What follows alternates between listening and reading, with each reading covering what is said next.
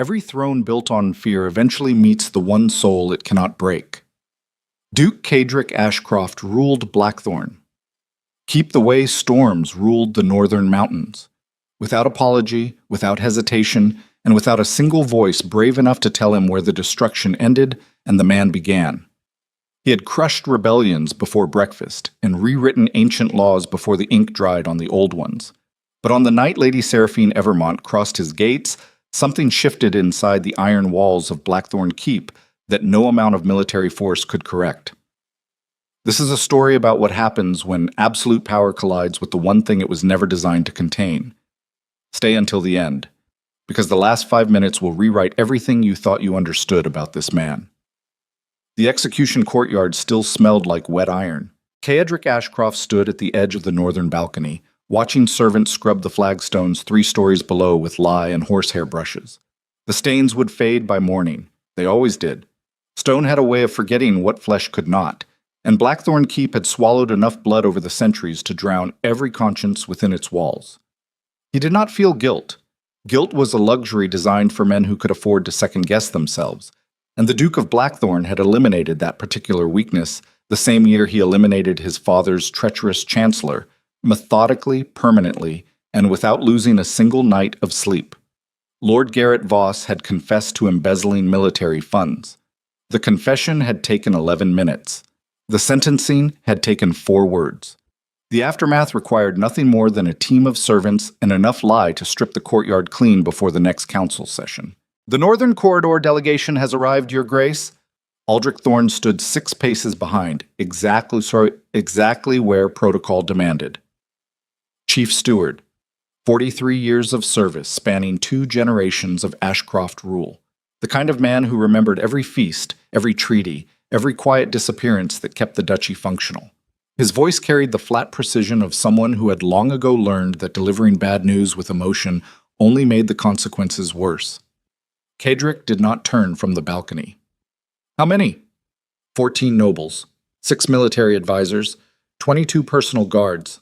Aldrich paused with the careful timing of a man measuring each syllable against the Duke's tolerance. "And Lady Seraphine Evermont." The name landed in the silence like a stone dropped into still water. Kedric's jaw tightened by a fraction that no one except Aldrich would have noticed: the Evermont family. Once among the most powerful houses in the kingdom, until Lord Evermont made the catastrophic decision to publicly denounce the crown's corruption during a royal tribunal. The punishment had been swift and absolute. Stripped of military rank, removed from the royal council, their ancestral lands redistributed among families too cowardly to question the crown, but smart enough to profit from those who did. Now the surviving daughter arrived at Blackthorn Keep as part of a political agreement, a living symbol of a defeated house, offered as a token of good faith between rival territories that trusted each other about as far as a man could throw a war horse. "Put her in the East Wing," Cadric said. "Standard diplomatic quarters. No special treatment." She specifically requested access to the council archives. Cadric turned. The candlelight carved deep shadows beneath his cheekbones, and his gray eyes held the kind of stillness that made experienced soldiers choose their words very carefully. She requested. Her exact words were that understanding the duchy's governance structure would allow her to fulfill her diplomatic obligations more effectively.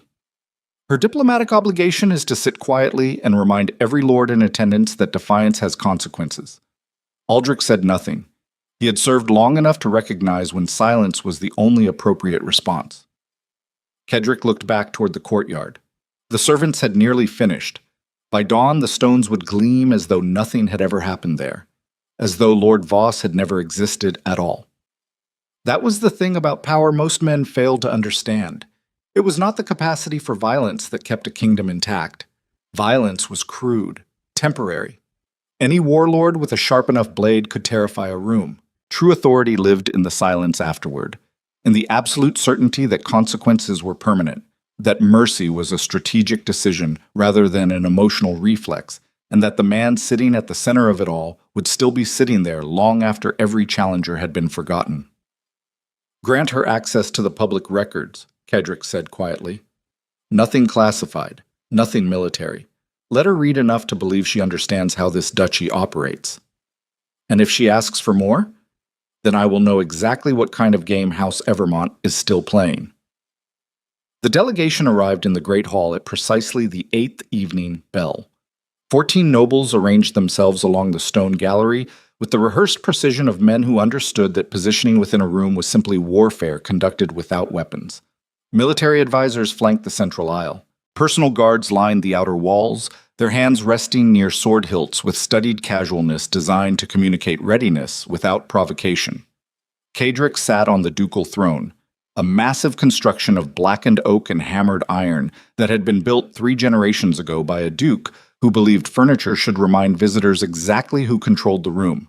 The throne sat elevated on a stone platform, forcing every person who addressed it to look upward. A small detail. A permanent one. He studied each arriving noble the way a predator studied movement patterns. Lord Harwick, whose nervous habit of adjusting his collar betrayed a man hiding something he had not yet been asked about.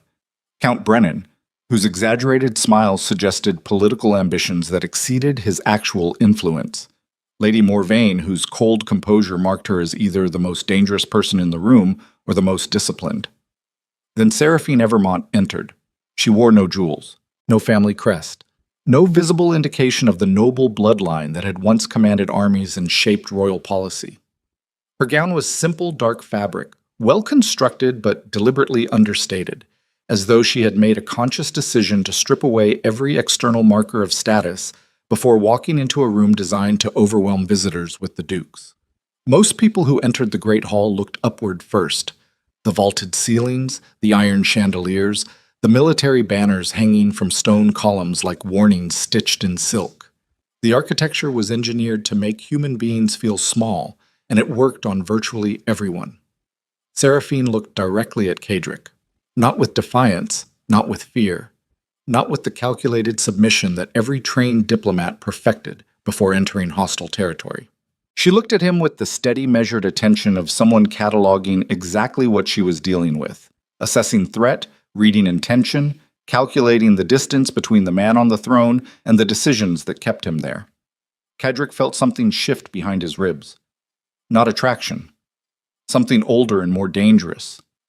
Recognition. He had seen that look before. In mirrors. In the polished surface of his own blade before battle. It was the look of someone who had already survived the worst thing that could happen to them and discovered that survival itself was a kind of weapon. Lady Evermont. His voice carried across the hall without effort. 30 years of commanding soldiers had turned his vocal cords into instruments of controlled authority. Blackthorn Keep welcomes the diplomatic representative of House Evermont. What remains of House Evermont, she corrected. Her voice was clear and unhurried, carrying the particular confidence of someone who had nothing left to lose. I appreciate the Duke's hospitality. I hope it proves more reliable than the Crown's promises. Silence detonated through the Great Hall. 14 nobles stopped breathing. Military advisors exchanged glances. Even Aldrich, standing motionless beside the throne, allowed his eyes to widen by a fraction. No one spoke that way inside Blackthorn Keep, not to visiting lords, not to foreign ambassadors, and certainly not to Duke Cadric Ashcroft, whose response to public disrespect had historically ranged from cold dismissal to outcomes that required servants and lie. Cadric studied her for 3 full seconds. 3 seconds was an eternity in the silent architecture of power, long enough for every person in the room to calculate possible outcomes, long enough for fear to settle into joints and stomachs, long enough for Seraphine to understand, if she had any political instincts at all, exactly how close she stood to the edge. She did not look away. The Crown's promises are the Crown's burden, Cadric said finally. Inside these walls, the only promises that matter are mine. Then I look forward to testing their weight. He almost smiled. Almost. The muscles in his face shifted towards something that might have been amusement in a man who permitted himself such indulgences, but the expression never fully formed. Instead, he gestured toward the seat reserved for diplomatic guests, positioned close enough to the throne to suggest importance, far enough to establish hierarchy. Please, sit. We have much to discuss and very little patience for formality. The feast that followed operated on multiple levels simultaneously, the way all aristocratic gatherings did when enough ambition occupied the same room. On the surface, everything functioned beautifully. Silver platters circulated, wine flowed with carefully calibrated generosity, enough to loosen tongues, never enough to excuse genuine indiscretion. Musicians played from the gallery above, filling silences that might otherwise become dangerous. Beneath the surface, alliances were being tested with the precision of surgical instruments.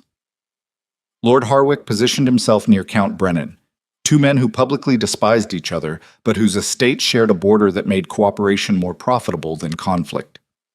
Lady Morvain circulated among military advisors, asking questions about troop deployments framed as casual curiosity, but structured with the specificity of someone building an intelligence report. Cadric observed everything from the elevated table, eating slowly, drinking less than anyone in the room, and cataloging every conversation he could read from body language alone. This was the real work of governance, not the public ceremonies, not the military parades. The quiet, relentless process of understanding who wanted what, who feared whom, and which seemingly loyal ally was already calculating the cost of betrayal. You watched them like a general studying a battlefield. Seraphine had been seated 4 places to his left, close enough for occasional conversation, but separated by enough bodies to prevent anything resembling intimacy. She had somehow rearranged the seating during the second wine service without anyone noticing until she occupied the chair directly beside him. Kedrick looked at her. "You rearranged my seating arrangement." "Your seating arrangement placed me between Lord Harwick, who has been staring at my neckline since I arrived, and Count Brennan, who spent the first course explaining why my father deserved everything that happened to him." She met his gaze with absolute steadiness. "I relocated myself to more civilized company. If that offends your protocol, I can return to being insulted between courses." Harwick was staring at you. Men with small ambitions frequently fixate on things they believe they are entitled to simply because those things exist within their line of sight. Cadric felt that shift again. The one behind his ribs. The one he did not want to examine too closely, because examining it meant acknowledging that something had penetrated defenses he had spent decades constructing. "Your father," he said, changing direction deliberately. "Lord Evermont refused to support the Crown's revised taxation policies. My father refused to participate in the systematic theft of resources from people too poor to resist. The distinction matters. The distinction cost your family everything. Everything material." Her eyes held his. "Integrity is a strange currency. It buys nothing in the markets. It purchases no armies. It cannot be traded for political influence. And yet it is the only thing powerful men seem desperate to destroy in others, which suggests it threatens them more than any weapon." Kedrick set down his wine. Around them the feast continued, laughter, negotiation, the endless performance of aristocratic normalcy. But the space between the Duke and the diplomat had become its own territory, operating under rules neither of them had agreed to. "You think integrity threatened the Crown. I think corrupt systems survive by ensuring that honest people appear foolish.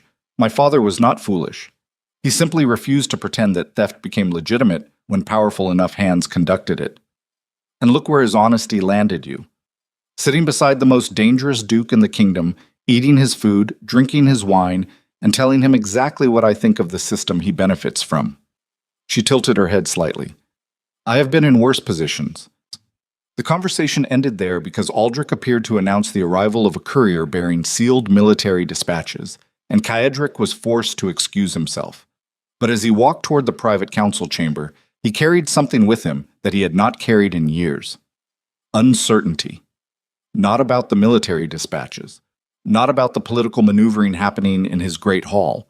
Those were familiar terrains, landscapes he had navigated since childhood with the instinctive confidence of a man born to command. The uncertainty was about himself. He had invited a political hostage into his fortress, expecting compliance wrapped in diplomatic courtesy. Instead, he had encountered a woman who treated his authority the way experienced climbers treated mountains, with respect for the danger, but without the slightest intention of turning back. The military dispatches confirmed what his intelligence networks had been whispering for weeks. 3 noble houses along the eastern border had quietly increased their military spending beyond treaty limits.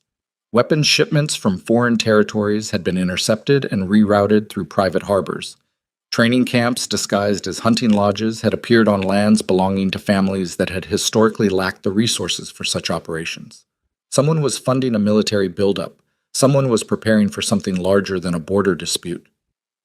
Kedrick spread the intelligence reports across the council table and studied them the way he studied everything, methodically, patiently, and with the cold understanding that information was only useful when it revealed the shape of a threat before the threat revealed itself.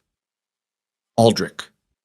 The steward appeared from the shadows as though he had been waiting there his entire life, which in some sense he had. How long has Lady Evermont been requesting access to the council archives? She submitted her formal request within 3 hours of arrival, Your Grace. 3 hours. Kedrick traced the border territories on the map before him. Most diplomats spend their first 3 days requesting better accommodations and complaining about the food. Lady Evermont has made no complaints about her quarters or the cuisine. What has she complained about? The restricted access to financial records pertaining to military expenditure allocations across Allied territories. Kedrick looked up from the map. She asked specifically about military expenditures. She asked about the same discrepancies your intelligence network identified 6 weeks ago. The silence that followed was different from the silence Kedrick typically commanded. It was not the silence of authority asserting itself. It was the silence of a very intelligent man recalculating assumptions he had made about someone he had underestimated. She had not come to Blackthorn Keep as a political hostage, accepting her family's diminished circumstances. She had come because she already knew something was wrong, and she had positioned herself inside the one fortress powerful enough to do something about it. Expand her archive access, Kedrick said slowly. Public financial records for the past 5 years. Trade agreements, customs reports from eastern harbors. Your Grace, the Council will question nothing because the Council will not be informed. Aldrich hesitated. Decades of service had earned him the privilege of occasional hesitation. You are giving a political outsider access to sensitive financial intelligence during a period of suspected military escalation. I am giving a woman who identified the same threat as my entire intelligence network, using nothing but publicly available information and a mind sharp enough to see patterns that trained analysts missed, the resources to confirm what she already suspects. Kedrick looked directly at his steward. If she is right, I need her analysis. If she is wrong, I need to understand how she reached her conclusions.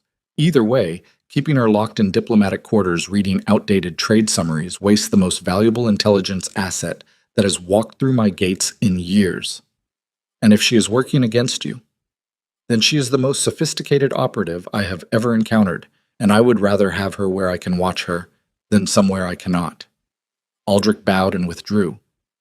Kedrick remained alone with the maps and the dispatches, and the uncomfortable awareness that his decision had not been entirely strategic. Part of him, the party kept locked behind iron discipline and decades of emotional control, wanted to see what she would do with the information, wanted to watch her work, wanted to observe the mind that had looked at him across the great hall and seen something other than the monster that kept Blackthorn Keep functioning.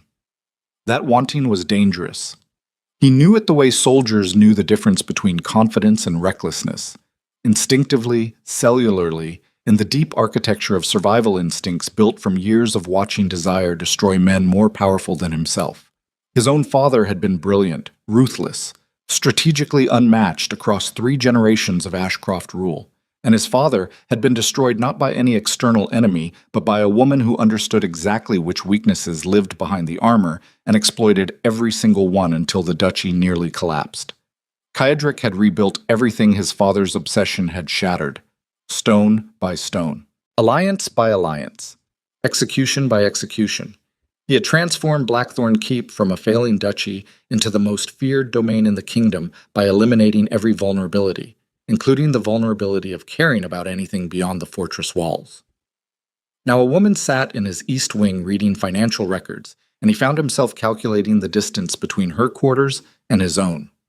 The following days established a pattern that every observant member of the court noticed, but no one dared discuss openly. Seraphine appeared at the morning council sessions, not as a participant, since diplomatic observers held no voting authority, but as a presence that shifted the atmosphere of every room she entered.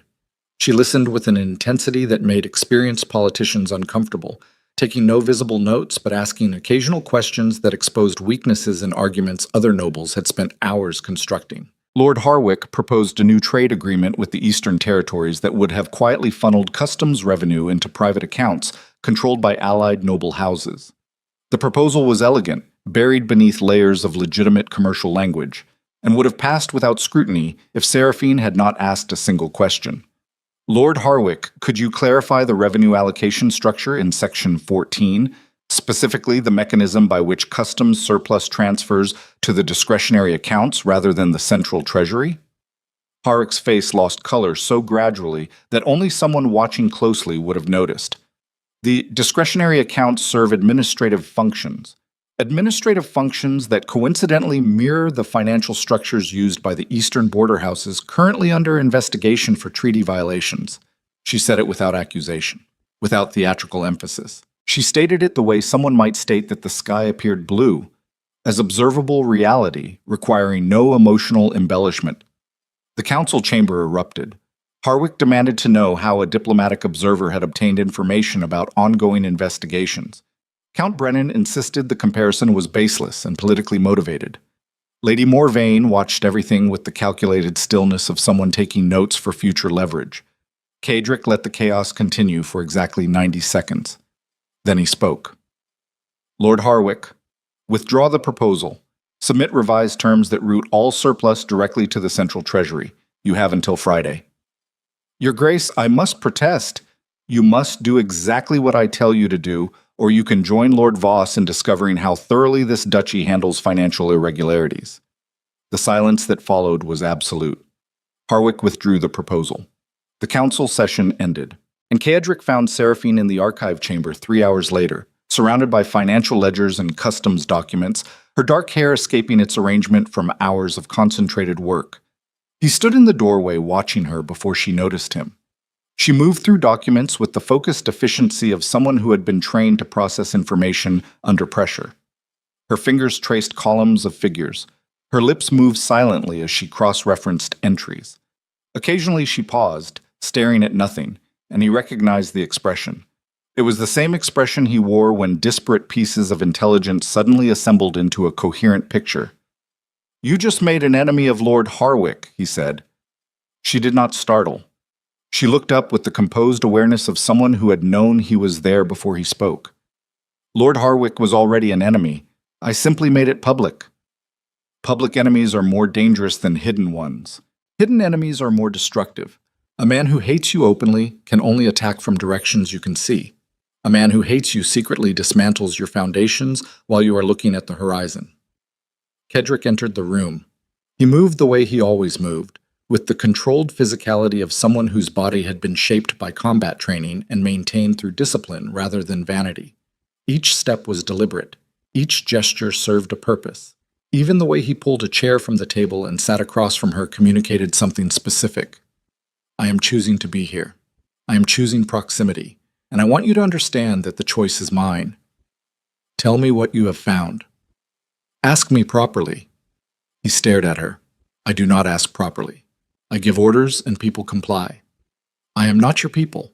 I am a guest in your fortress, which means my cooperation is voluntary. Voluntary cooperation requires courtesy, even from dukes. The air between them compressed. Cadric could feel the familiar machinery of authority engaging, the instinct to assert dominance, to remind her that every person inside these walls existed at his discretion, that cooperation and compliance were synonyms inside Blackthorn Keep. But something stopped him.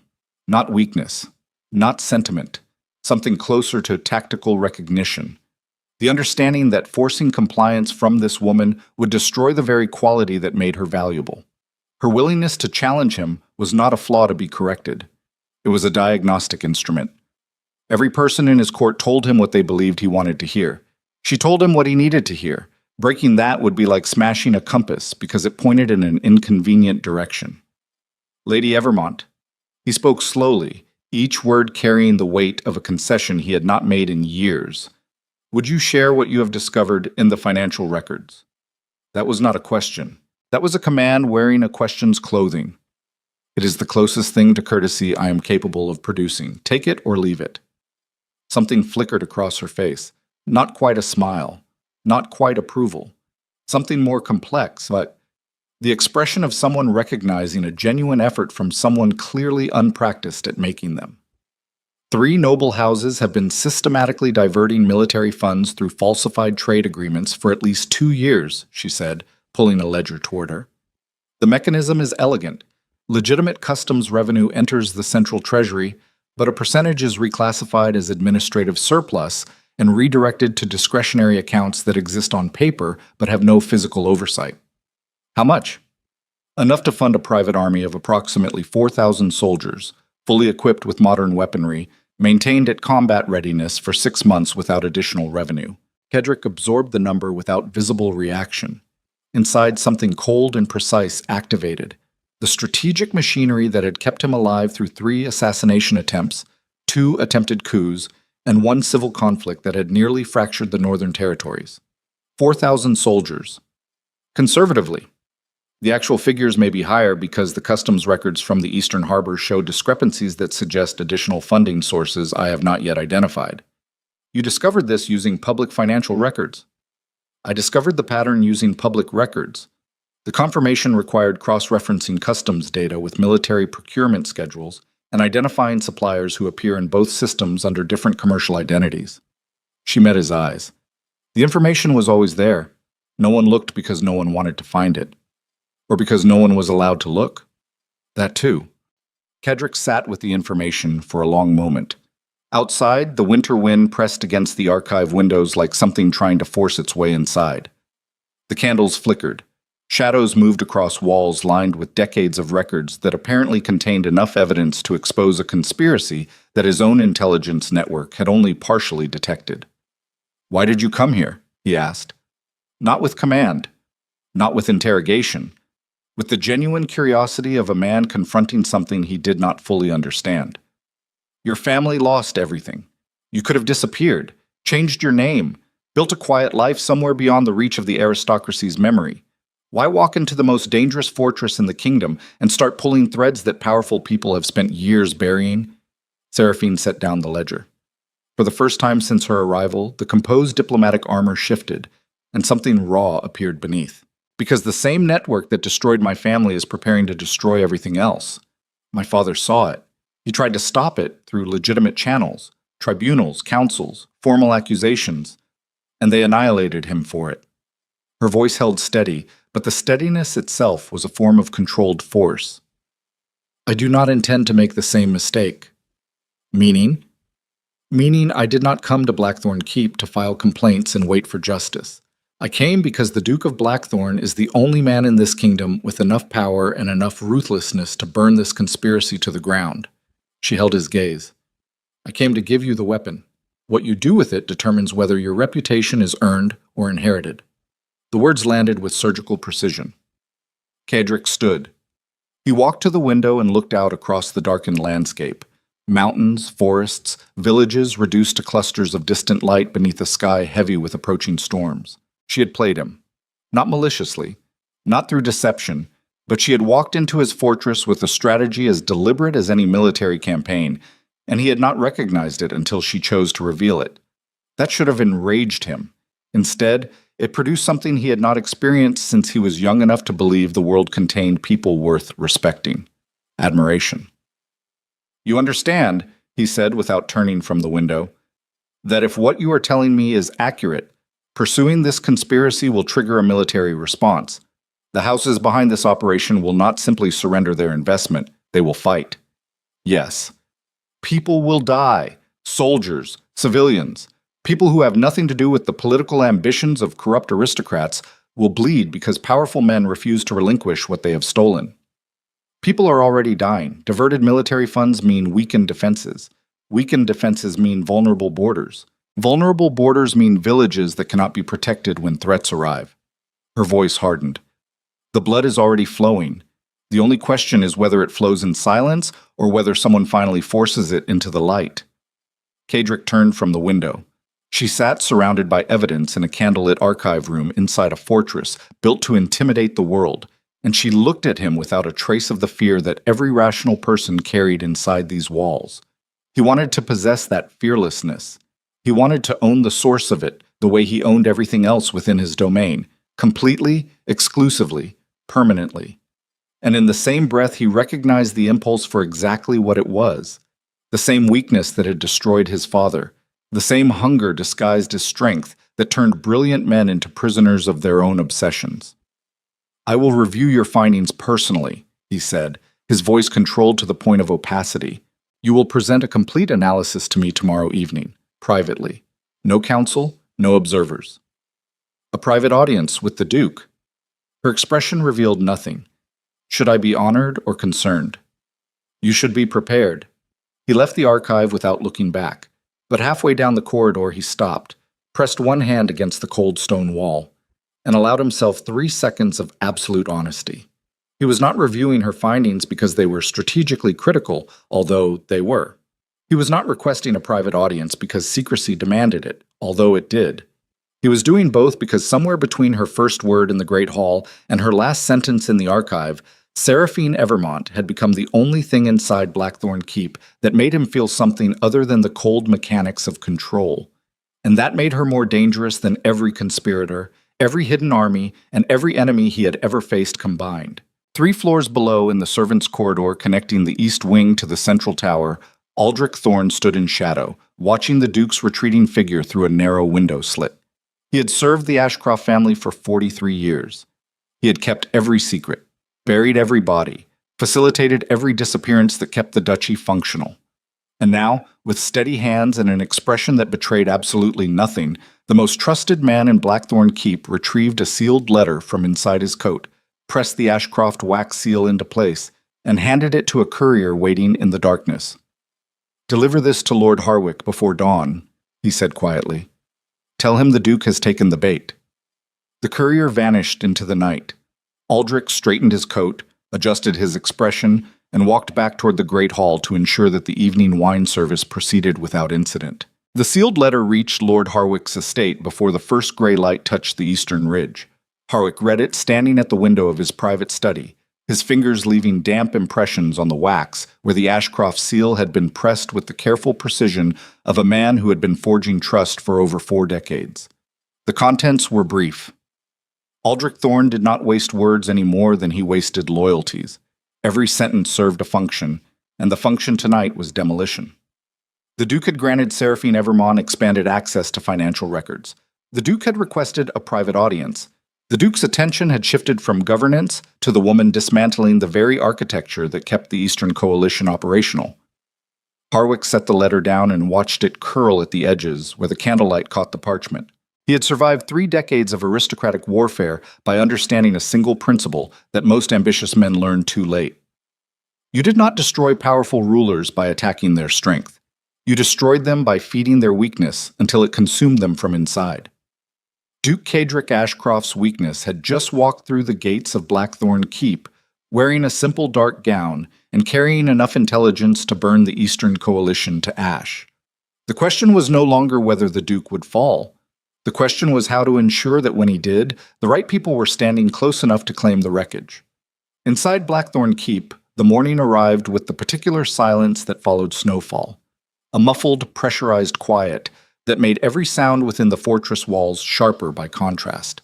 Boot heels on stone corridors, the metallic rhythm of guards changing watch, the distant clatter of kitchen staff preparing a breakfast that most nobles would consume while calculating how to destroy one another before dinner. Kedrick had not slept. He sat in the war room, a windowless chamber buried in the central tower's lowest level, accessible only through 3 locked doors and a corridor narrow enough that no more than 2 armed men could pass through simultaneously.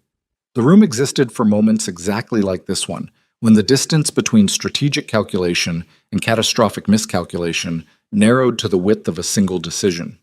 Seraphine's financial analysis lay spread across the stone table. Customs records, procurement schedules, trade agreements with signature patterns that linked 3 noble houses to a weapons pipeline stretching from the eastern harbors to training facilities disguised as agricultural operations. The evidence was thorough, meticulous, organized with the systematic precision of someone who understood that data only became a weapon when it was arranged in a sequence that left no room for denial. 4,000 soldiers, possibly more. funded through a financial architecture so elegantly concealed that his own intelligence network, men he paid generously to detect exactly this kind of threat, had identified only fragments of the operation, while a woman with no resources, no staff, and no institutional support had assembled the complete picture using public records and a mind that apparently processed information the way his best military strategists processed battlefield terrain. Kedrick traced the supply routes on the map. His fingertip followed the line from eastern harbors through mountain passes to the training compounds, and he felt the familiar cold machinery of tactical assessment engage. The part of his brain that converted information into action without the interference of emotion, sentiment, or the messy complications of being human. Except the machinery kept stuttering.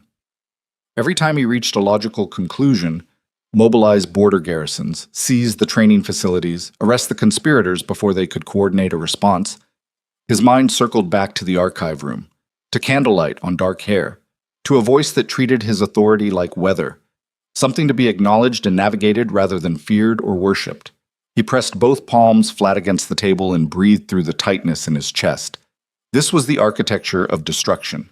He had watched it work on his father with the helpless clarity of a 13-year-old boy who understood exactly what was happening but lacked the power to stop it. His father, Duke Alaric Ashcroft, the strategist who had outmaneuvered every military opponent on the continent, reduced to a man who made decisions based on where a woman slept rather than where enemies gathered. The duchy had nearly bled to death while Alaric Ashcroft bled internally from a wound no physician could treat because the wound was not physical. It was the specific damage that occurred when a man built for control encountered something he could not control and chose obsession over adaptation. Kedrick had spent 20 years ensuring he would never repeat that pattern. 20 years of strategic celibacy, not from lack of opportunity, but from the deliberate understanding that physical connection created vulnerability, and vulnerability in his position was not a personal risk, but an institutional one. The duchy could not afford another Alaric.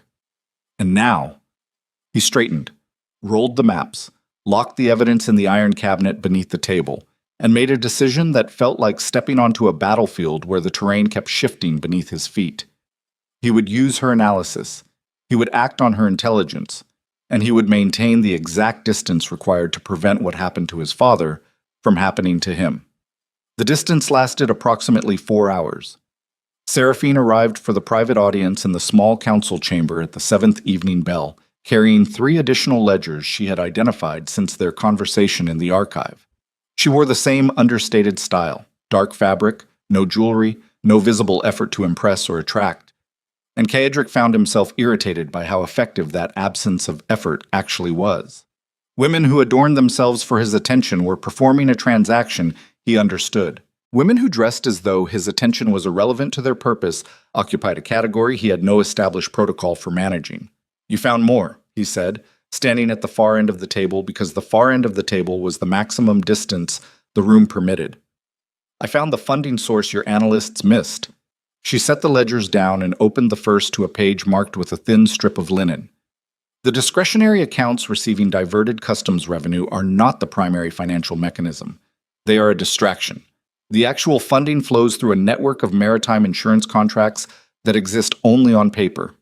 Kedrick walked closer despite himself.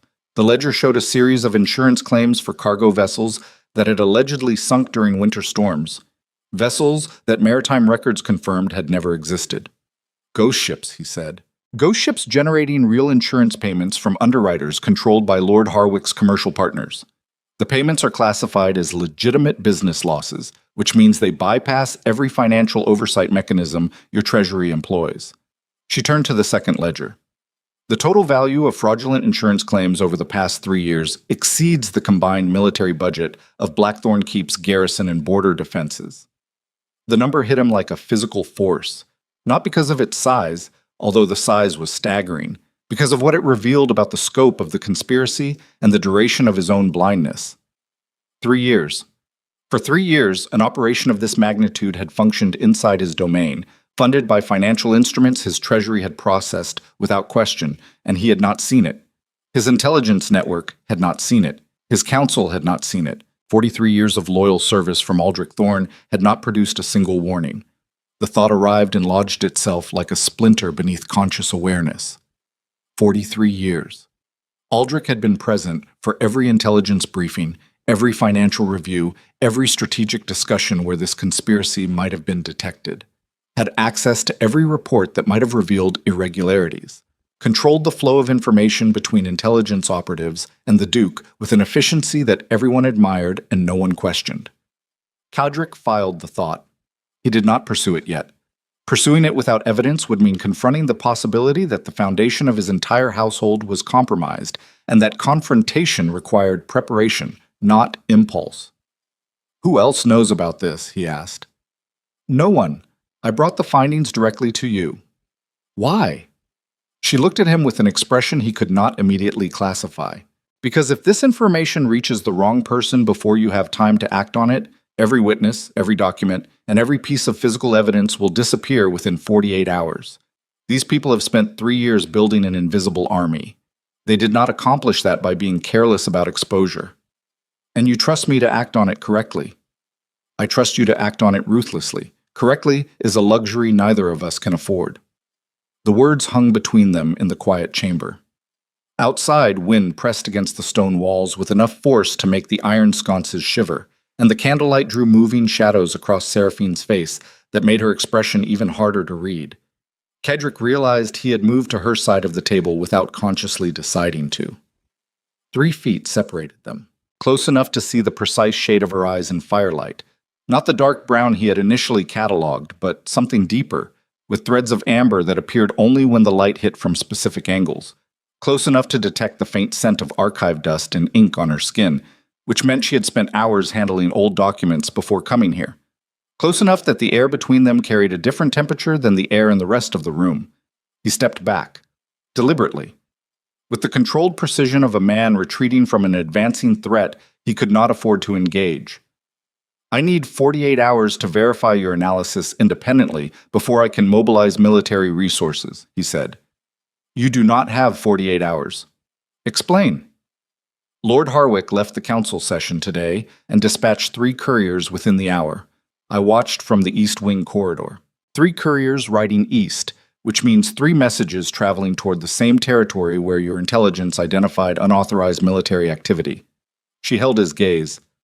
"He knows I exposed his trade proposal. He knows you supported the exposure.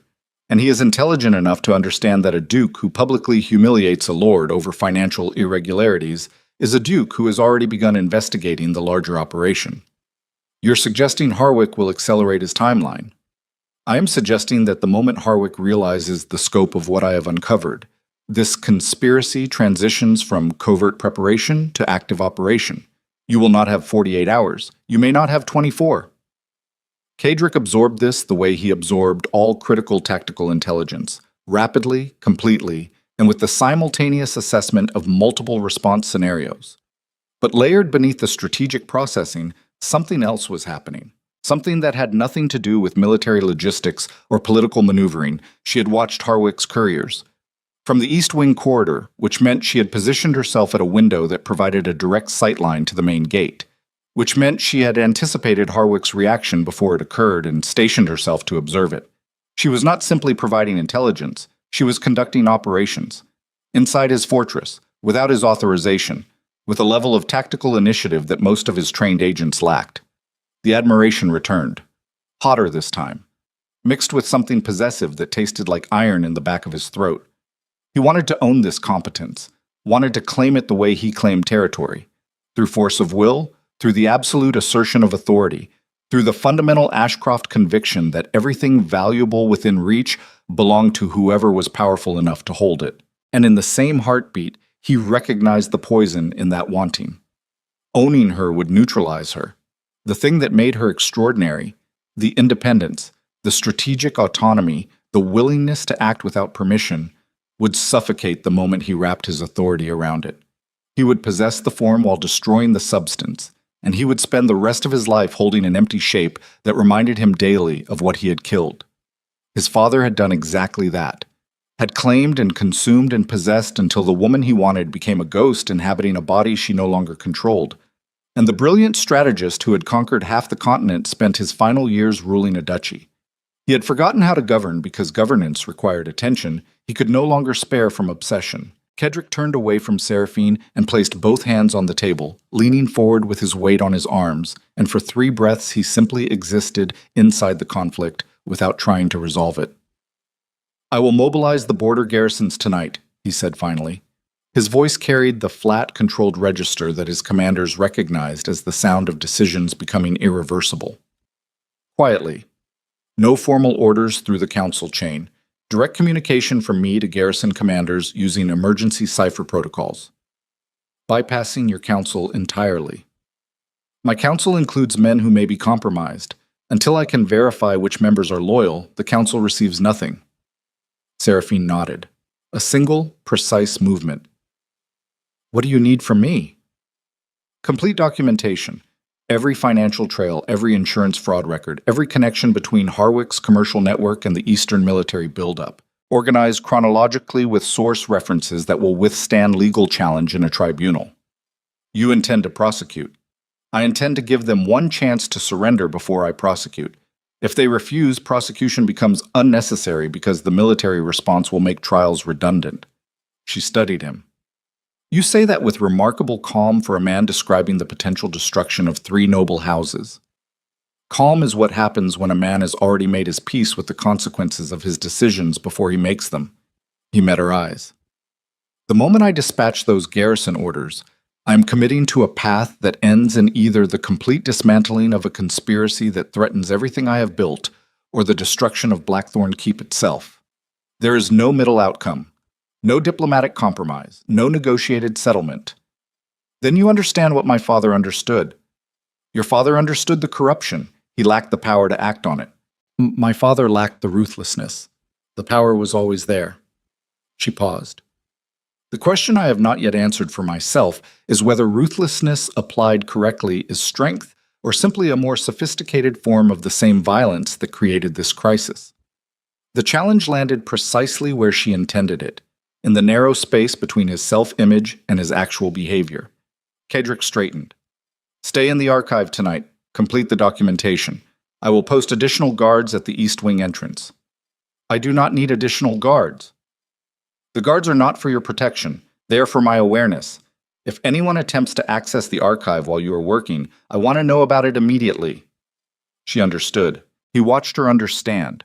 Watched the strategic processing happen behind her eyes as she recognized that additional guards meant the Duke suspected internal threats, which meant the Duke no longer trusted his own household staff, which meant something fundamental had shifted in the way Kedrick Ashcroft perceived the security architecture of Blackthorn Keep. "Be careful who you assign," she said quietly. "Meaning?" "Meaning the most dangerous person in this fortress may not be the one you suspect. Conspiracies of this magnitude do not survive for 3 years without an architect operating closer to the center of power than any external lord could manage." The splinter he had filed earlier twisted deeper. He left the chamber without responding to her last observation because responding would have meant acknowledging it, and acknowledging it would have meant confronting the possibility that the man who had raised him after his father's collapse, who had rebuilt the household administration from wreckage, who had stood 6 paces behind the ducal throne for 43 years with the absolute reliability of stone, that man might be the architect Seraphine was describing. The garrison orders went out by midnight. Kedrick wrote them himself in his own hand, using cipher protocols that only 4 garrison commanders possessed the keys to decode. He sealed each dispatch with his personal ring rather than the official ducal seal, which served as an additional authentication layer. The commanders would recognize the ring's distinct impression and understand that the orders came directly from the Duke without passing through any intermediary. He sent them with riders from his personal guard, rather than the standard courier service. Men he had trained himself. Men whose loyalty was built on years of shared combat and personal obligation rather than institutional employment. Each dispatch contained the same core instruction: mobilize defensive positions along the eastern border, restrict civilian movement through mountain passes, establish observation posts at every harbor entrance, report all military activity directly to the Duke through emergency channels. The duchy was transitioning to a war footing, quietly, invisibly, without the knowledge of the council, the aristocracy, or the man who had served as the Duke's most trusted advisor for over 4 decades. Kedrick stood at the war room table, after the last rider departed and spread his hands across the map of his territory. Every village, every fortress, every road and river and mountain pass existed under his authority. Thousands of lives organized around the decisions of a single man sitting alone in a windowless chamber at midnight, moving pieces across a board where the stakes were measured in blood rather than points. He had been raised for this, trained for it, had sacrificed every human connection, every emotional attachment, every possibility of ordinary happiness to ensure that when this moment arrived, the moment when everything balanced on the edge of a blade, he would be capable of holding the blade steady. The sacrifice had worked. His hand did not tremble. His mind processed tactical scenarios with mechanical efficiency. His decisions carried the cold clarity of a man unburdened by the distractions that destroyed lesser rulers. Except for one. He closed his eyes and saw Seraphine in the archive, surrounded by evidence, building the weapon he needed with hands that belonged to someone who had chosen to trust him. Not because he had earned it through kindness or demonstrated worthiness through moral excellence. She trusted him because she recognized what he was, a man built for destruction who happened to be pointing in the right direction. And she had made the strategic calculation that his particular brand of brutality aligned with her particular brand of justice. That was not romance. That was not the consuming obsession that had devoured his father. That was something far more dangerous. Partnership. Two minds operating on the same problem from different angles, producing a combined analysis that neither could achieve alone. Her precision complementing his power, his authority protecting her independence, a functional architecture that multiplied effectiveness rather than diminishing it. He had never encountered this before. Every relationship in his experience operated on a vertical axis: superior and subordinate, ruler and subject, predator and prey. The horizontal axis, where two people stood at equal elevation and chose to face the same direction, existed outside every model of human interaction he had been trained to understand. It terrified him. Not the way enemies terrified him, which was manageable because enemies operated within predictable parameters. This was the terror of unfamiliar terrain, the specific vulnerability of a man who excelled at navigating darkness, discovering that light required an entirely different set of skills. The war room door opened. Aldrich Thorne entered with a tray carrying a single cup of tea, prepared exactly the way the Duke preferred: strong, bitter, no sweetener. 43 years of service had produced a man who anticipated every physical need with such reliability that the anticipation itself had become invisible, which was precisely the quality that made him either the most valuable servant in the kingdom or the most dangerous. "The riders have departed, Your Grace. You observe them leaving. I observe everything that occurs within Blackthorn Keep. That is my function." Cadric looked at the man who had been a constant presence throughout his entire adult life. The lined face, the steady hands, the eyes that revealed exactly as much as their owner chose to reveal, which was almost nothing. "Aldrich, how long have you served this house?" 43 years, Your Grace, since your father's early reign." "And in those 43 years, have you ever withheld information from the Duke?" The silence that followed was different from every other silence Cadric had commanded. This one had texture, weight. The specific density of a question that both men understood was not really a question, but the opening move in a confrontation that had been approaching for longer than either of them wanted to acknowledge. "I have served the interests of this duchy with absolute dedication," Aldrich said. His voice held steady. No tremor, no hesitation. The perfect control of a man who had been managing dangerous conversations since before the current Duke was born. "Every action I have taken has been in service of Blackthorn Keep's survival." "That is not what I asked." "It is the only answer I am able to give." Kedrick held the old steward's gaze for 10 seconds. Then he took the tea, drank, set the cup down. "That will be all, Aldrich." The steward bowed and withdrew. Cadric listened to the footsteps recede down the corridor, steady, measured, unhurried. The footsteps of a man who had just been tested and who understood with absolute clarity that the test was only beginning. The tea grew cold on the table. Cadric did not drink again.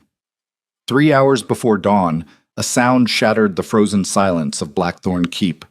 The Eastern Watchtower bell. 3 strikes. Pause. 3 strikes.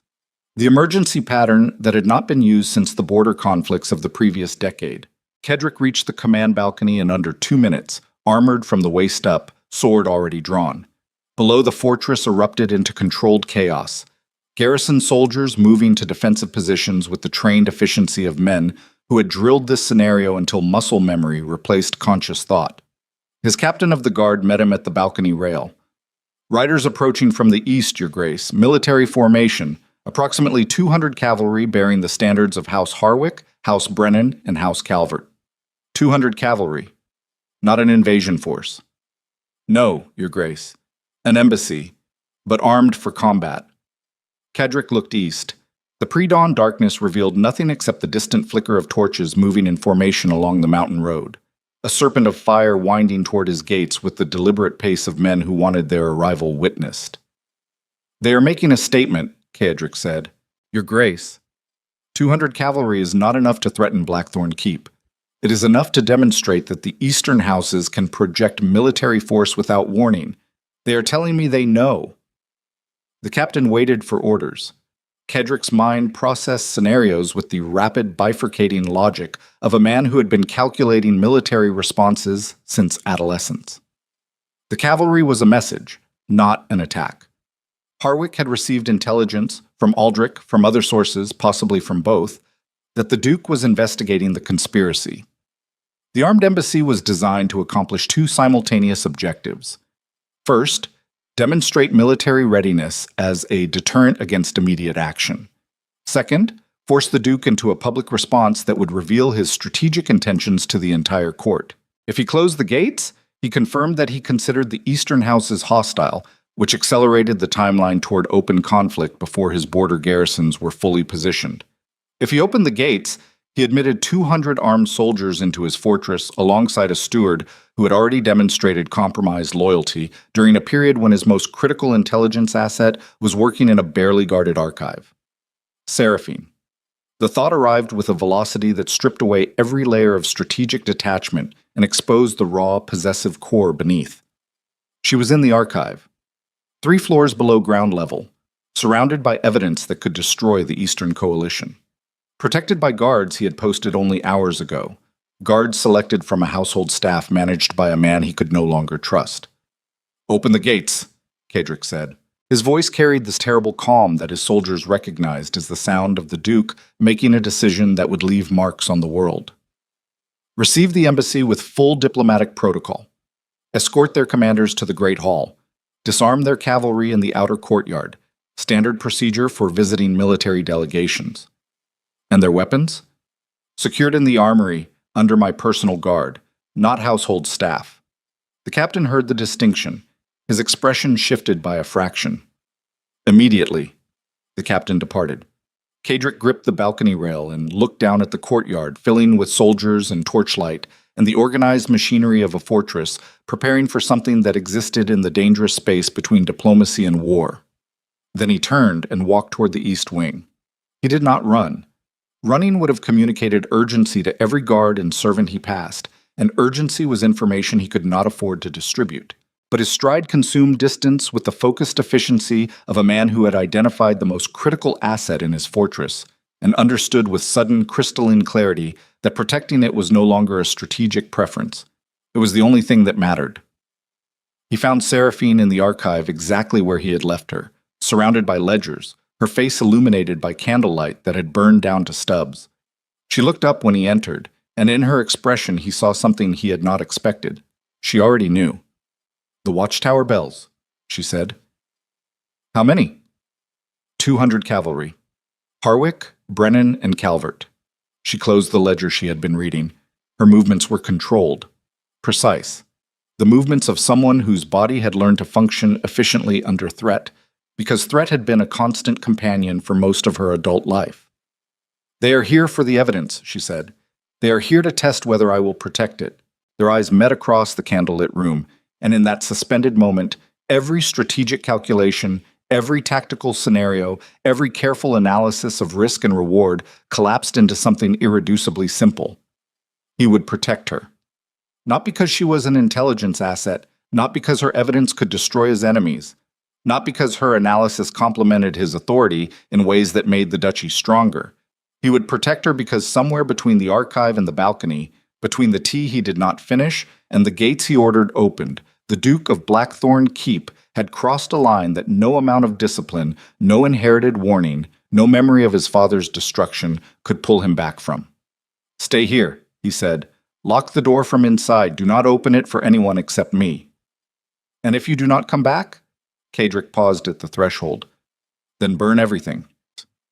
He walked toward the great hall to meet the armed embassy of the three houses that wanted him destroyed, carrying with him the absolute certainty that the man he had been 24 hours ago, the ruler who calculated every decision without emotional interference, who treated human connection as a vulnerability to be eliminated, who governed through fear because fear was the only currency he trusted. That man no longer existed.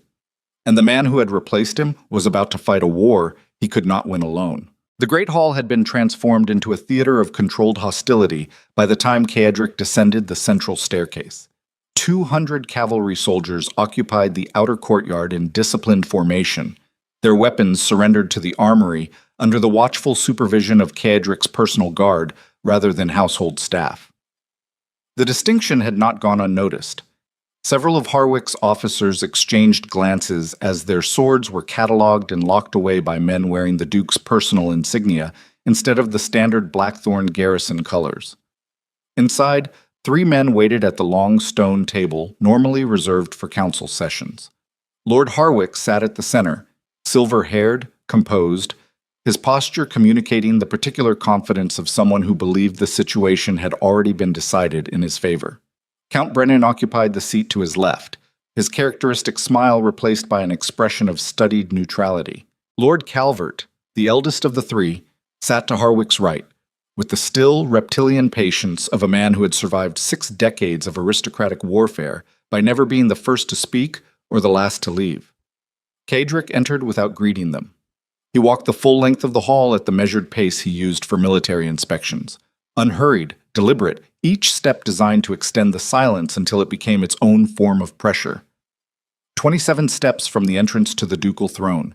He had counted them years ago and never forgotten, because a man who understood the geometry of his own spaces controlled the psychology of everyone who entered them. He sat, let the silence hold for 5 additional seconds, then spoke. 3 noble houses dispatched 200 armed cavalry to my gates before dawn without advance notice or diplomatic request. I am curious which of you intends to explain why I should not interpret this as an act of war. Harwick leaned forward with the practiced ease of a man who had been rehearsing this conversation during the entire ride from his estate. Your Grace, we come as allies concerned about developments within your court that threaten the stability of the entire Northern Alliance. Concerned allies typically send letters. They do not arrive with a cavalry regiment. Letters can be intercepted, delayed, rewritten. Harwick's voice carried the smooth, reasonable cadence of someone presenting a carefully constructed narrative. The matters we need to discuss require direct conversation, and the military escort reflects the seriousness of our concerns rather than hostile intent. State your concerns.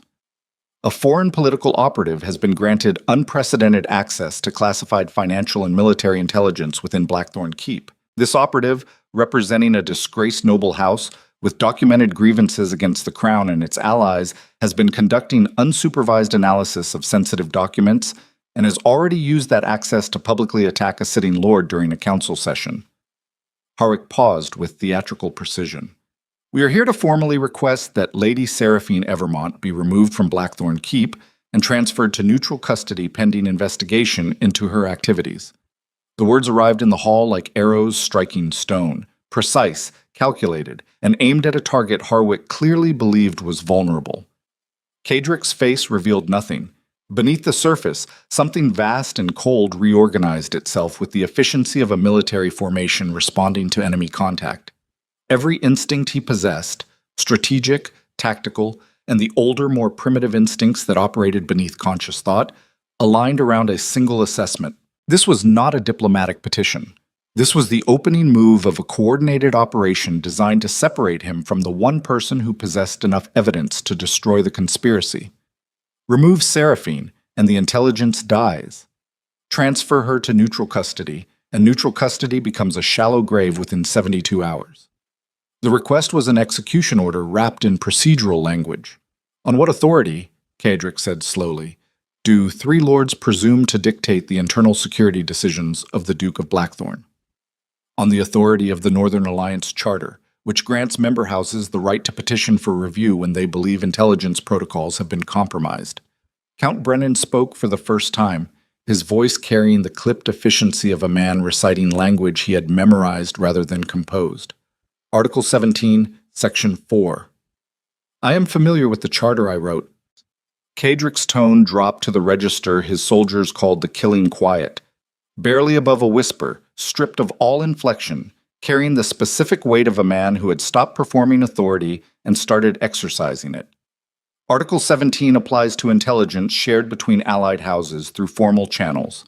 Lady Evermont has accessed public financial records available to any diplomatic representative under existing treaty provisions, nothing classified, nothing military, nothing that falls within the Charter's jurisdiction.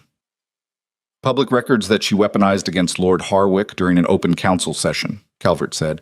His voice was dry, thin, carrying the particular patience of a man who had been old for so long that age itself had become a strategic advantage, resulting in the withdrawal of a trade proposal that represented months of commercial negotiation. That is not diplomatic observation. That is interference in sovereign economic policy. Lord Harwick's trade proposal was a vehicle for financial fraud. Lady Evermont identified the mechanism. If identifying fraud constitutes interference, then every auditor in the kingdom should be arrested. The validity of the trade proposal is not the issue before us today, Harwick said, and there it was. The slight acceleration in his phrasing, the fractional tightening around his mouth that betrayed a man whose rehearsed composure was encountering resistance it had not anticipated. The issue is whether a representative of a hostile foreign house should maintain unrestricted access to the Duke's intelligence infrastructure during a period of elevated security concerns.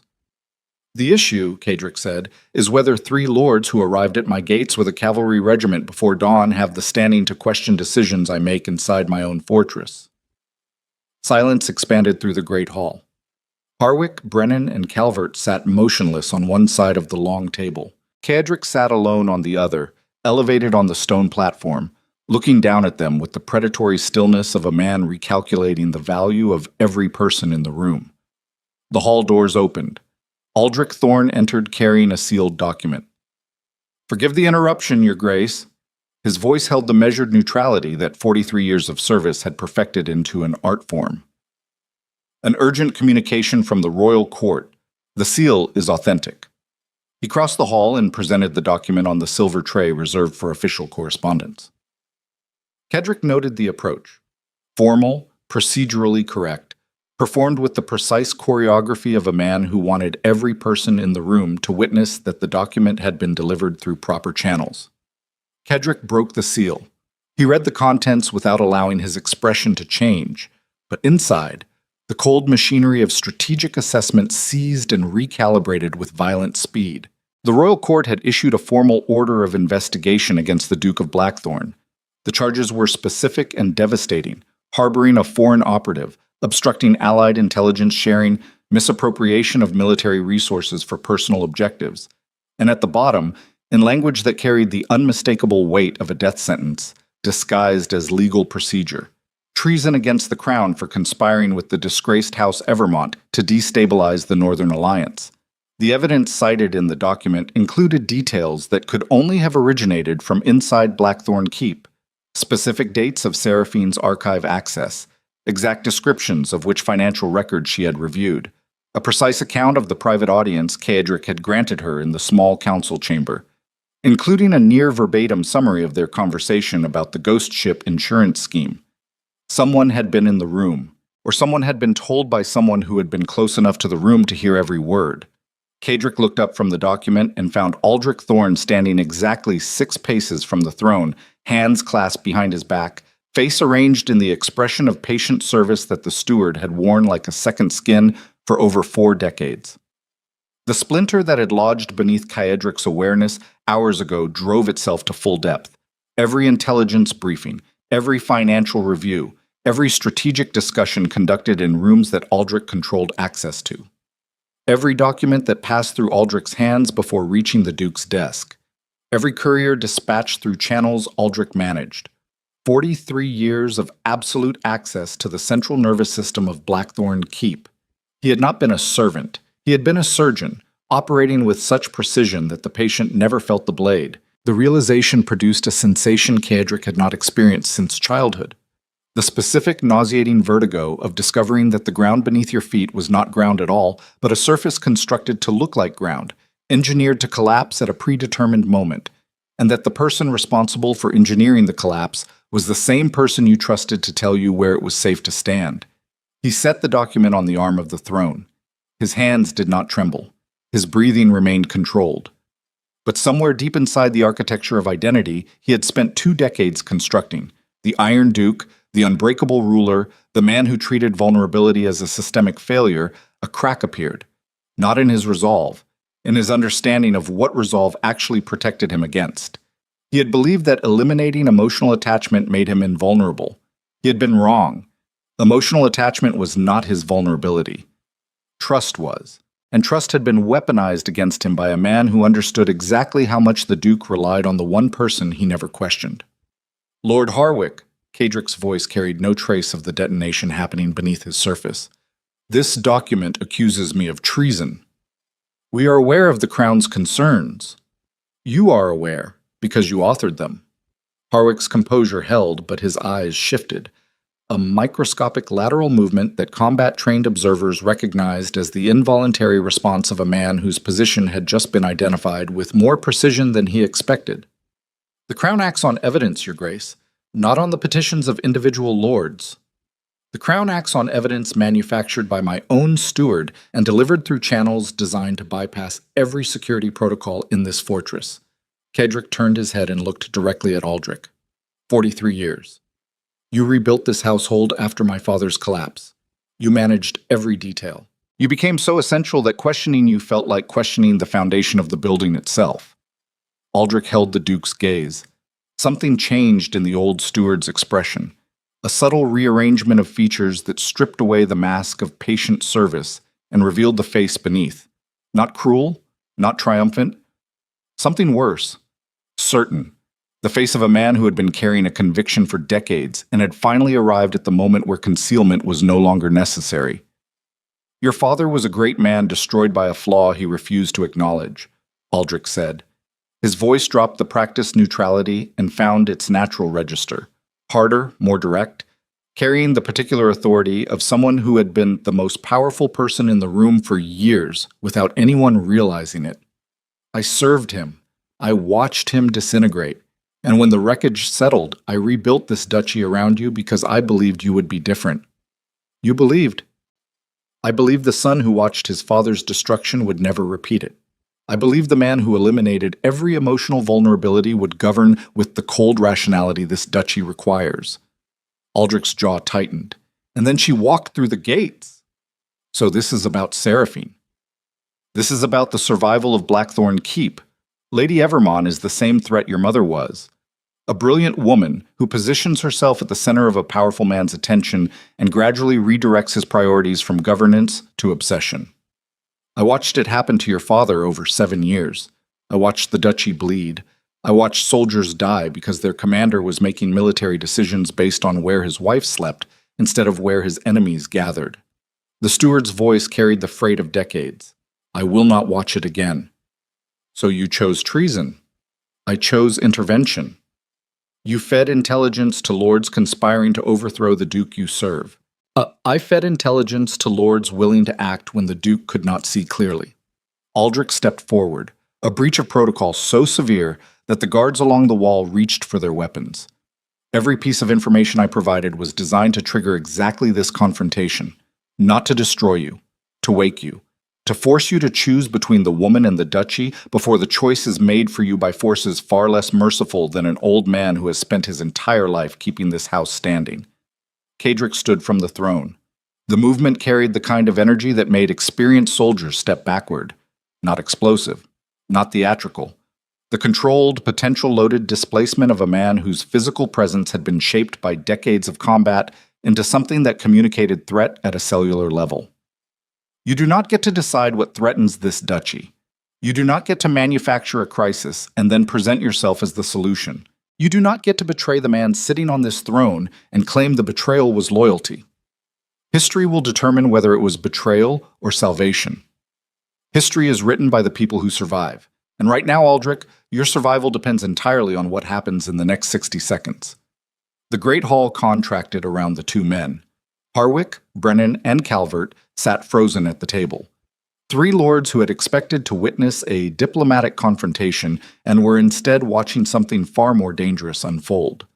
The guards along the walls held position with the rigid discipline of men who understood that the next command they received might require them to restrain a man they had followed for their entire careers. Codric looked at Aldrich Thorne and saw clearly, perhaps for the first time, the complete shape of the mechanism that had been operating beneath his authority for decades. Aldrich had not simply spied for the Eastern Coalition. He had managed the Duke the way a farmer managed livestock, controlling the information environment, shaping decisions through carefully filtered intelligence, steering the duchy's direction through the subtle manipulation of a man who trusted him enough to never question the quality of the feed. Every strategic success Caedric believed he had achieved independently had been achieved within parameters Aldrich had established. Every threat Caedric believed he had identified through his own analysis had been threats Aldrich had chosen to make visible.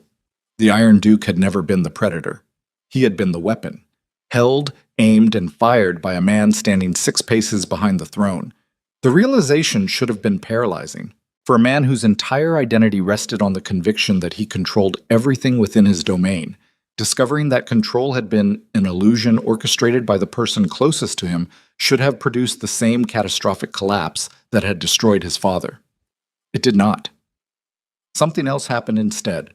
In the space where paralysis should have lived, Caedric felt the old architecture of identity fracture and begin to reorganize.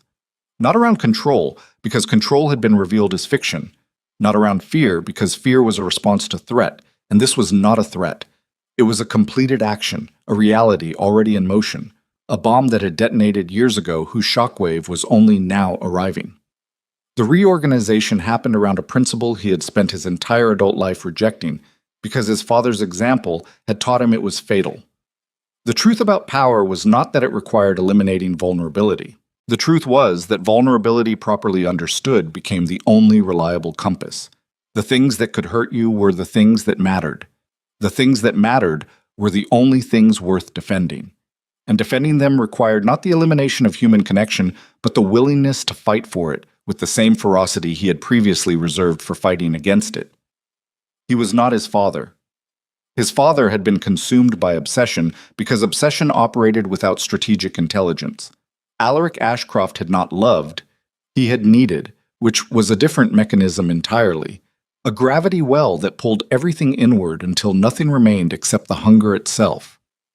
What Caedric felt for Seraphine was not need, it was recognition. The specific, combative, intellectually electrifying recognition of a mind that matched his own, operating from principles he respected, pursuing objectives he shared, and treating him with the terrifying respect of an equal rather than the comfortable deference of a subordinate. That was not his father's weakness. That was the one thing his father never had. "Captain," Caedric said. His voice filled the great hall with the flat, enormous authority of a man who had just rebuilt himself from the foundations up in less than a minute. "Detain Aldrich Thorne. Charges of treason, espionage, and conspiracy against the duchy. He is to be confined in the tower cells. No visitors, no communication, no exceptions." Aldrich did not resist. He stood motionless as 2 guards approached and took positions on either side of him, their hands on his arms with the careful grip of men restraining someone they had respected their entire careers.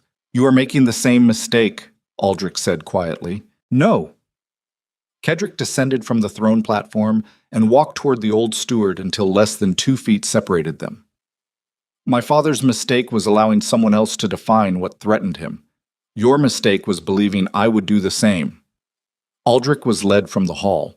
Caedric turned to the 3 lords at the table. The temperature in the room had changed. Harwick's composure showed the first visible fractures, a tightness around the eyes, a rigidity in the shoulders that betrayed a man reassessing a situation that had deviated dramatically from his planned scenario. Brennan had gone pale. Calvert alone maintained his reptilian stillness, but even Calvert's hands had moved beneath the table where their trembling could not be observed. The Crown's investigation is based on fabricated evidence provided by a compromised agent operating within my household, Kadrick said. That evidence will be challenged formally through royal channels within 24 hours. Your cavalry will remain disarmed in the outer courtyard until this matter is resolved. You three will remain as my guests inside Blackthorn Keep, where your activities, communications, and movements will be monitored continuously. You cannot hold 3 lords of the Northern Alliance as prisoners, Harwick said, but the smooth confidence had evaporated from his voice. I am not holding you as prisoners. I am hosting you as guests during a period of heightened security. The distinction is entirely procedural. The practical effect is identical. Kadrick paused. Any attempt to communicate with your forces in the courtyard, dispatch couriers, or contact external parties will be interpreted as confirmation that you are active participants in the conspiracy against this duchy and will be treated accordingly. You are isolating yourself, Calvert said. The old lord spoke with the quiet precision of a man stating an observable fact rather than making a threat. The Crown has issued charges. Your steward has provided testimony. 3 allied houses stand against you. And you respond by imprisoning your own advisor and detaining your allies. The kingdom will see a duke who has lost control. The kingdom will see a duke who identified a conspiracy funded by stolen military resources, operated through fraudulent financial instruments, and facilitated by a traitor embedded at the highest level of his own household. Kadrick met Calvert's ancient eyes.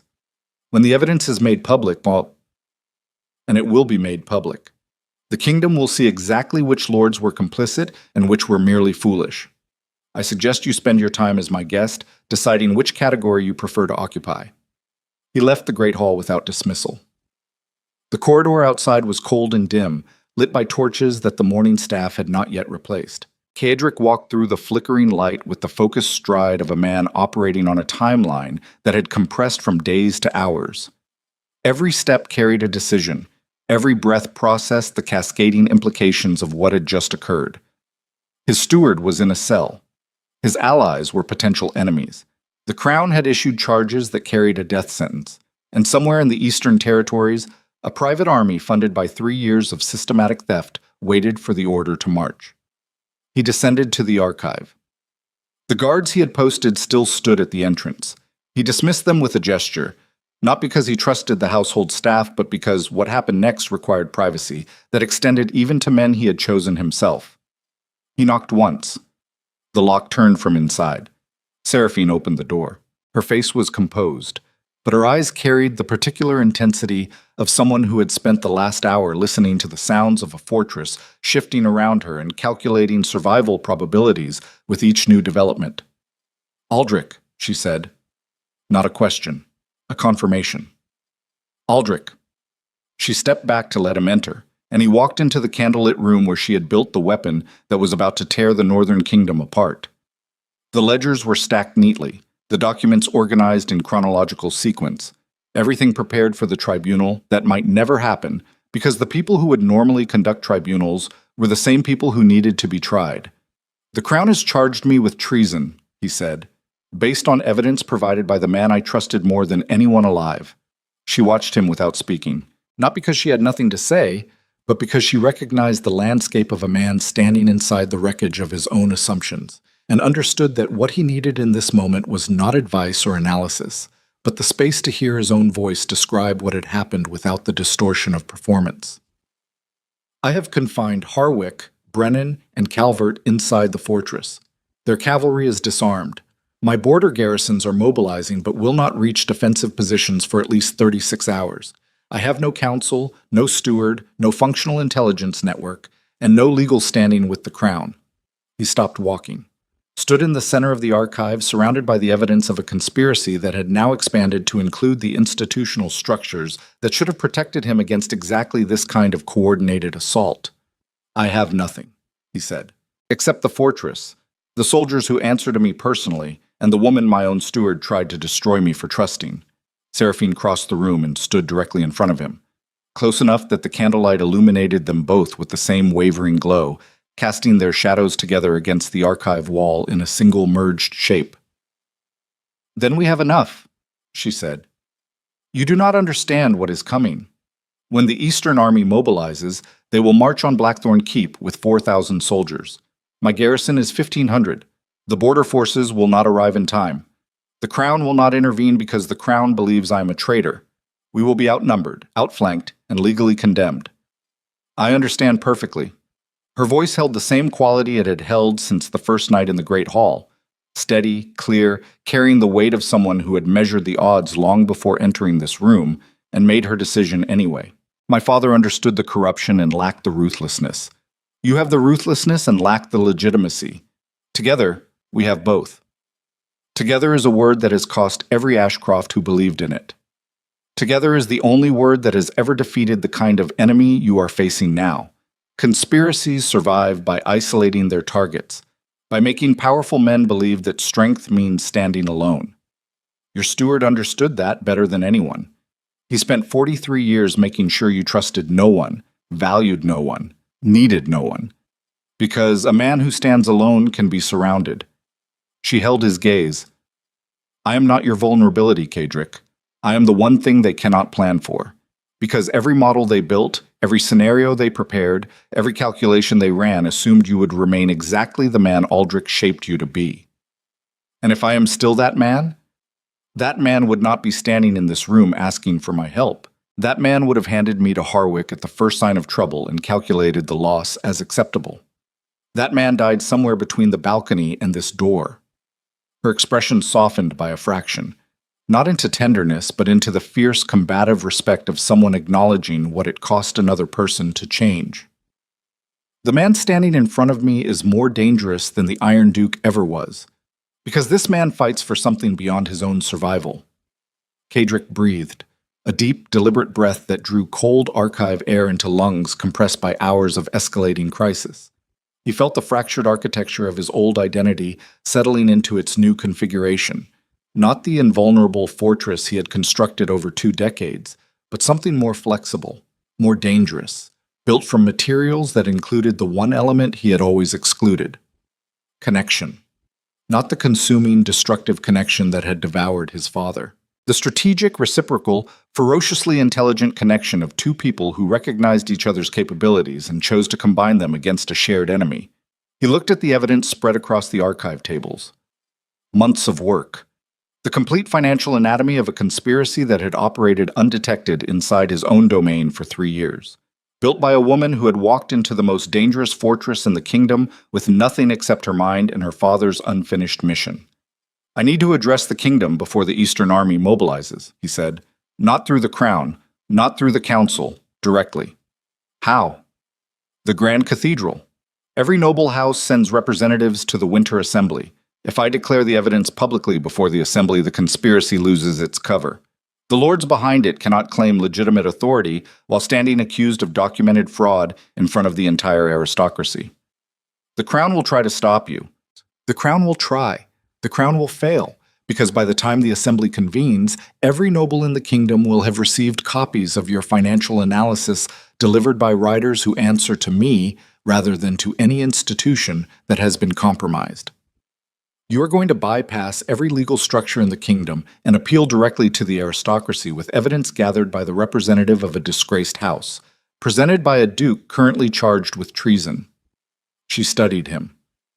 "That is either the most brilliant strategic gamble in the history of this duchy or the final act of a man with nothing left to lose."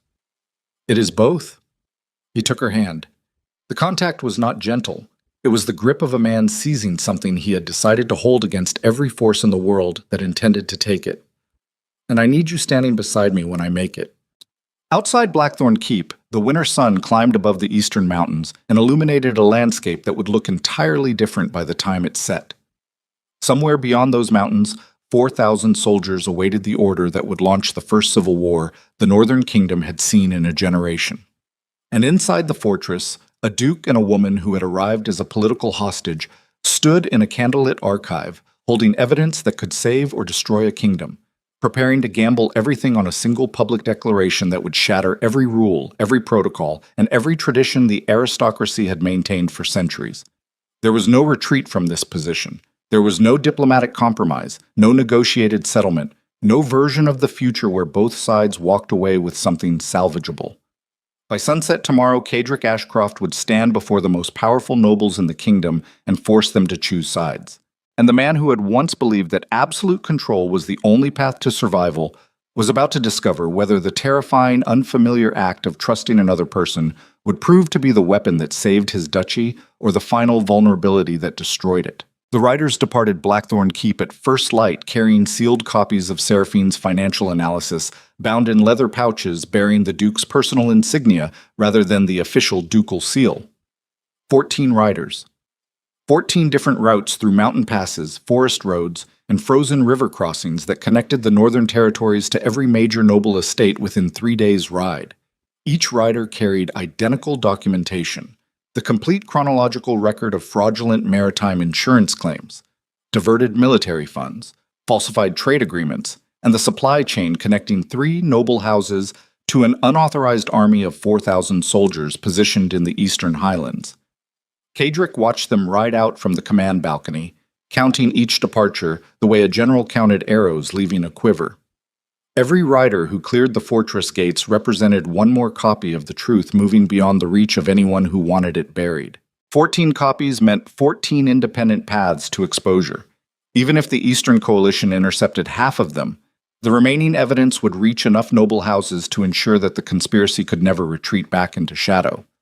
Beside him, his captain of the guard stood rigid with the particular tension of a professional soldier processing orders that violated every protocol he had been trained to follow. The Winter Assembly convenes in 9 hours, Your Grace. The Grand Cathedral is technically Crown territory. If the Crown has issued treason charges against you, the Royal Guard has legal authority to arrest you the moment you cross the threshold. The Royal Guard has 40 soldiers stationed at the cathedral. I am bringing 300. 300 soldiers entering Crown territory during an active treason investigation. The kingdom will call it a coup. The kingdom will call it whatever it wants. By the time the assembly concludes, the evidence will have spoken louder than any label. And if the evidence is not enough, Cadric looked at his captain, a man who had served with him through 2 border conflicts and 1 assassination attempt, whose loyalty was built on the bedrock of shared survival rather than the shifting sand of institutional obligation. Then we will not be returning to Blackthorn Keep. The captain absorbed this without visible reaction. Then he saluted and descended to organize the deployment. Cadric remained on the balcony. The morning air cut through his coat with the specific cruelty of mountain winter. Not the gradual chill of lowland cold, but the immediate bone-reaching bite of altitude that stripped away comfort and left only sensation. He breathed it deliberately. Let the cold fill his lungs and sharpen the edges of his thinking until every calculation operated with the crystalline precision that combat demanded. 9 hours. In 9 hours, he would walk into the most sacred political space in the kingdom, accused of treason, accompanied by an army that transformed diplomacy into occupation, and present evidence compiled by a woman the Crown had classified as a hostile foreign operative. The gamble was so extreme that any rational strategist would have calculated the odds and chosen a different approach. But rational strategy assumed a rational opponent, and the conspiracy he faced had already demonstrated that it operated outside rational boundaries.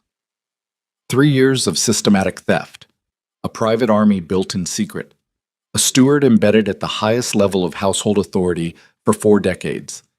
These were not the actions of rational political actors pursuing legitimate objectives through aggressive means. These were the actions of men who had already decided that the existing order would be replaced and who viewed the Duke of Blackthorn as either a tool to be managed or an obstacle to be removed. You could not negotiate with people who had already decided you were disposable. You could only move faster than their timeline allowed. The column departed Blackthorn Keep 2 hours before noon. 300 soldiers in full battle array rode in tight formation through the mountain roads leading to the Grand Cathedral, their armor reflecting winter sunlight in a continuous ripple of steel that announced their approach to every village, every watchtower, and every scout positioned along the route. Cadric rode at the head of the column on a black destrier, whose size and temperament matched the Duke's reputation. An animal bred for war rather than ceremony, carrying its rider with the controlled aggression of a creature that understood the difference between parade and purpose. Seraphine rode beside him. She had refused the covered carriage he offered, choosing instead a gray mare from the military stable and riding in the open air with the straight-back composure of a woman whose father had trained her in horsemanship alongside political theory. The wind pulled at her dark hair and reddened her cheeks, and she looked less like a diplomatic hostage riding toward a legal proceeding than a general riding toward a battle she had been preparing for her entire life. They did not speak during the ride. There was nothing left to discuss. Every strategy had been debated, every contingency planned, every possible outcome analyzed during the hours between the archive and the dawn. What remained was execution, the irreducible moment when planning ended and action began, and the only thing that mattered was whether the people involved possessed the nerve to follow through when the ground started shaking. Kadric glanced at her once during the final approach to the cathedral. She caught the glance and held it, and in that brief exchange he found something he had never expected to find in another person's eyes. Not reassurance, not comfort, not the gentle encouragement that lovers offered when circumstances grew difficult. Certainty. The same cold, absolute certainty he carried in his own chest. The certainty of someone who had counted the cost, accepted the price, and decided that the objective was worth every consequence, regardless of how severe those consequences became. A man who fought alone fought for survival. A man who fought beside someone who shared his certainty fought for something that made survival worth the effort. The difference was not sentimental, it was structural. A fundamental shift in the architecture of combat that transformed desperate defense into coordinated assault. His father had never understood that distinction. Alaric Ashcroft had consumed the people closest to him because consumption was the only model of connection he recognized. He took until there was nothing left to take, and then he wondered why he stood alone in the wreckage. Kadric was not taking anything from Seraphine. She was giving it, voluntarily, strategically, with the full understanding that what she offered, her intelligence, her evidence, her willingness to stand beside a condemned duke in front of the entire aristocracy, might cost her everything she had left. That voluntary sacrifice was worth more than any conquered territory. The Grand Cathedral rose from the valley floor like a monument to the kingdom's conviction that architectural scale could substitute for moral authority. Massive stone walls, iron-reinforced gates, a central hall large enough to hold every noble representative in the northern territories, designed to make human beings feel insignificant beneath ceilings that disappeared into shadow. The royal guard stood at the entrance in formation, 40 soldiers in ceremonial armor whose primary function was symbolic rather than tactical. Their commander, a gray-haired officer named Varric, whose career had been built on procedural compliance rather than military distinction, stepped forward as Kadric's column approached. Duke Ashcroft, the Crown has issued— I am aware of the Crown's position. Kadric dismounted without waiting for the formal challenge to be completed. I am also aware that Article 9 of the Kingdom Charter guarantees every accused lord the right to address the Winter Assembly before any legal proceeding is initiated. I am exercising that right. Your military escort exceeds diplomatic allowance by approximately 270 soldiers. My military escort reflects the security requirements of a duke whose own steward was revealed as a traitor less than 24 hours ago. The soldiers will remain in the outer courtyard.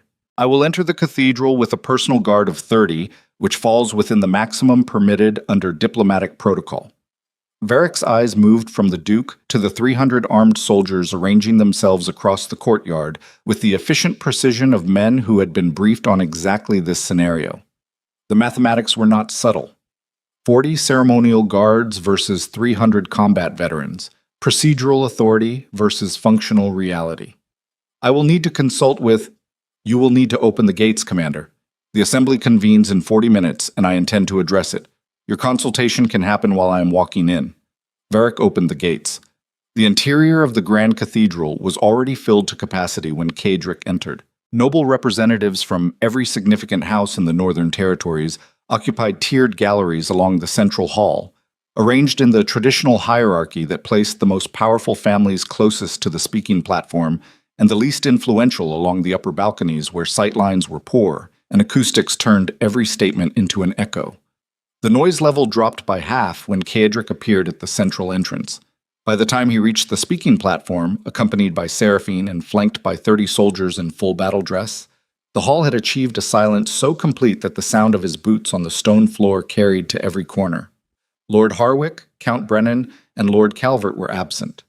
Confined in Blackthorn Keep under armed guard, their empty seats in the gallery served as visible testimony to the Duke's willingness to act outside conventional boundaries. The Assembly Chancellor, a thin, meticulous man named Rowan, whose function was to manage proceedings according to protocol, rose from his seat with the anxious energy of someone watching a controlled situation become uncontrolled.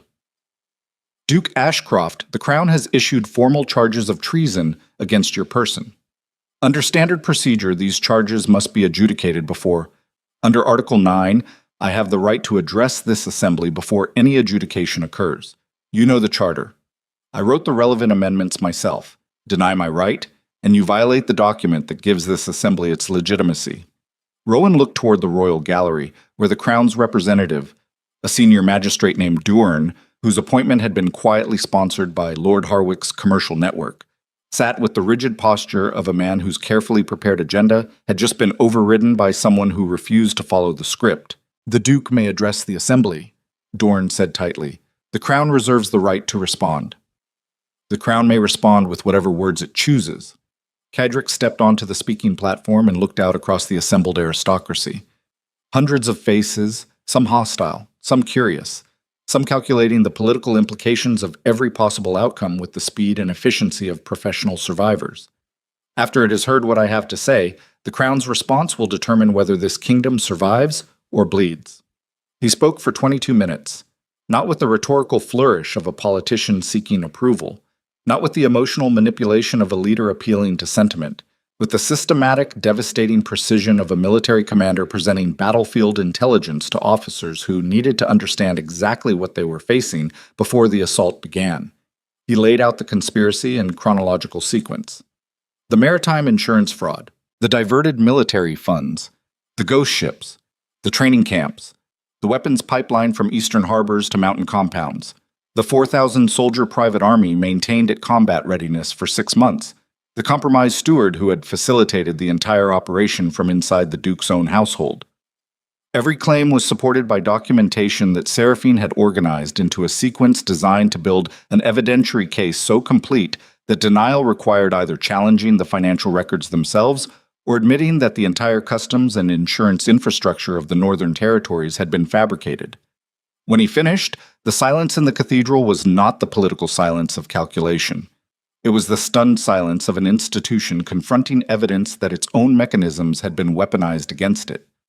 Seraphine stepped forward. She had not planned to speak. The strategy they had agreed upon positioned her as the intelligence source, present, visible, but allowing the Duke's authority to carry the political weight.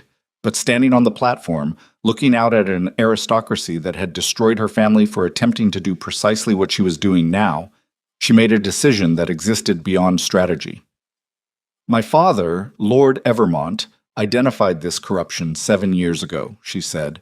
Her voice carried through the cathedral with the particular clarity of someone who had been waiting a very long time to say these words in front of the right audience. He presented his evidence through proper channels. He followed every protocol. He trusted the system, and the system crushed him. Not because his evidence was wrong, because his evidence was inconvenient. She paused. The gallery was motionless. Today, you have been presented with the same evidence, verified independently, expanded through 3 additional years of financial documentation. The question is not whether the conspiracy exists. The evidence answers that. The question is whether this assembly will do what it failed to do 7 years ago, or whether you will destroy another messenger and allow the corruption to continue until there is nothing left worth saving. Magistrate Dorn stood. His face had acquired the particular color of a man whose institutional authority was being dismantled in front of the people he was supposed to represent. The Crown does not recognize the legitimacy of evidence gathered by a foreign operative working under the direction of a duke currently charged with, the Crown does not get to choose which evidence exists. Cadric's voice cut through the magistrate's objection with the finality of a blade ending a conversation. The financial records are real. The insurance claims are documented. The military buildup is verified by garrison commanders who are currently mobilizing border defenses because the threat I have described is not theoretical. It is operational. If this assembly chooses to ignore documented evidence because the people who presented it are politically inconvenient, then this assembly has declared itself an accomplice. The cathedral erupted. Noble representatives shouted questions, accusations, demands for verification. Several lords allied with the Eastern houses attempted to challenge the documentation's authenticity and were immediately contradicted by financial officials from their own estates who recognized the customs records as genuine. 3 minor houses publicly broke alliance with Harwick's coalition before the session was an hour old. 2 military commanders present in the gallery confirmed independently that they had detected unauthorized troop movements in the Eastern Highlands consistent with the Duke's intelligence. The assembly descended into the most violent political upheaval the winter session had produced in living memory, and then the doors of the cathedral crashed open. A rider in the armor of Blackthorn Keep's garrison burst through the entrance, his horse lathered, his face carrying the specific expression of a soldier delivering news that would change the trajectory of everything that followed. "Your Grace!" The rider's voice carried across the chaos with the piercing urgency of a man who understood that volume was the only tool available to him. "The Eastern Army has mobilized. 4,000 soldiers crossed the Highland passes at dawn. Forward elements will reach Blackthorn Keep within 18 hours. The cathedral went silent. Every noble, every representative, every political calculator in the room absorbed the same information simultaneously. The private army was no longer a documented threat in financial records. It was a military force in motion, marching toward the most strategic fortress in the Northern Territories, and every person in this cathedral would be forced to choose sides before the sun set. Cadric looked at Seraphine across the speaking platform. In her eyes he saw neither fear nor surprise. She had known this was coming, had calculated the timing, had understood from the moment they departed Blackthorn Keep that presenting the evidence publicly would force the conspiracy to abandon secrecy and commit to military action, because secrecy was no longer viable once the aristocracy had seen the documentation. She had used the assembly to force the enemy into the open, and the enemy had responded exactly as she predicted. "Lords of the Assembly," Kedrick said. His voice held the flat, controlled register that 300 soldiers in the courtyard recognized as the sound of their duke shifting from political mode to operational command. "You have heard the evidence, you have seen the documentation, and you now know that a private army funded by the systematic theft of your kingdom's military resources is marching on Blackthorn Keep. This is no longer a political debate. This is a military crisis." He stepped down from the platform. "Every house that stands with Blackthorn Keep will receive the full protection and alliance of the duchy in the conflict ahead. Every house that stands against it will be treated as a participant in the conspiracy and will face the consequences when this is over." He walked toward the cathedral doors without waiting for a formal response. Seraphine fell into step beside him. 30 soldiers closed formation around them. Behind, the assembly erupted into the kind of chaos that preceded every major turning point in the kingdom's history, the sound of an old order breaking apart and a new one struggling to be born. Outside, the winter air hit like a wall. Kedrick mounted his destrier and turned to his captain. "Recall every soldier. Full march back to Blackthorn Keep. We have 18 hours to prepare a fortress for a siege. We are outnumbered 3-1 to survive." The column reformed. 300 soldiers who had ridden to the cathedral expecting a political confrontation now rode back toward their fortress, knowing they were riding toward a war. Cadric pushed the pace hard. The horses drove through frozen roads at a speed that risked injury, but reflected the mathematical reality that every hour lost in transit was an hour the Eastern Army gained in positioning. The landscape blurred. Mountains, forests, villages that watched the Duke's column thunder past with the wide-eyed silence of civilians recognizing the difference between military exercise and military urgency. Seraphine rode beside him without complaint, matching the punishing pace stride for stride, her face set against the cutting wind with the focused endurance of someone whose body had learned to subordinate discomfort to necessity. They reached Blackthorn Keep as the afternoon light began failing. The fortress stood against the darkening sky with the massive, implacable solidity of a structure designed to withstand exactly the kind of assault that was now approaching. Stone walls 40 feet high, iron-reinforced gates, defensive towers positioned to create overlapping fields of fire across every approach route, but 1,500 soldiers against 4,000 was not a ratio that stone walls alone could equalize. Kedrick dismounted in the main courtyard and began issuing orders with the rapid, precise efficiency of a man whose mind had been converting strategic assessment into tactical instruction during every mile of the ride home. Defensive positions along the outer wall, reserve forces in the central keep, civilian evacuation from the lower town into the fortress interior, supply chain verification for a siege that could last weeks, medical stations in the inner courtyard, communication lines to border garrisons whose forced march would take at least 36 hours to reach the fortress. He worked through the evening without rest, moving between defensive positions, inspecting fortifications, speaking directly to soldiers and engineers and supply officers with the personal attention that commanders employed when the margin between survival and destruction was too narrow for delegation. Night fell. Torches were lit along the walls. Sentries took position in watchtowers. And across the eastern horizon, a glow appeared, the distant, diffused light of thousands of campfires burning in the highland passes, where 4,000 soldiers prepared for a dawn assault on the strongest fortress in the kingdom. Kedrick stood on the eastern wall and watched the enemy fires multiply in the darkness. Seraphine appeared beside him.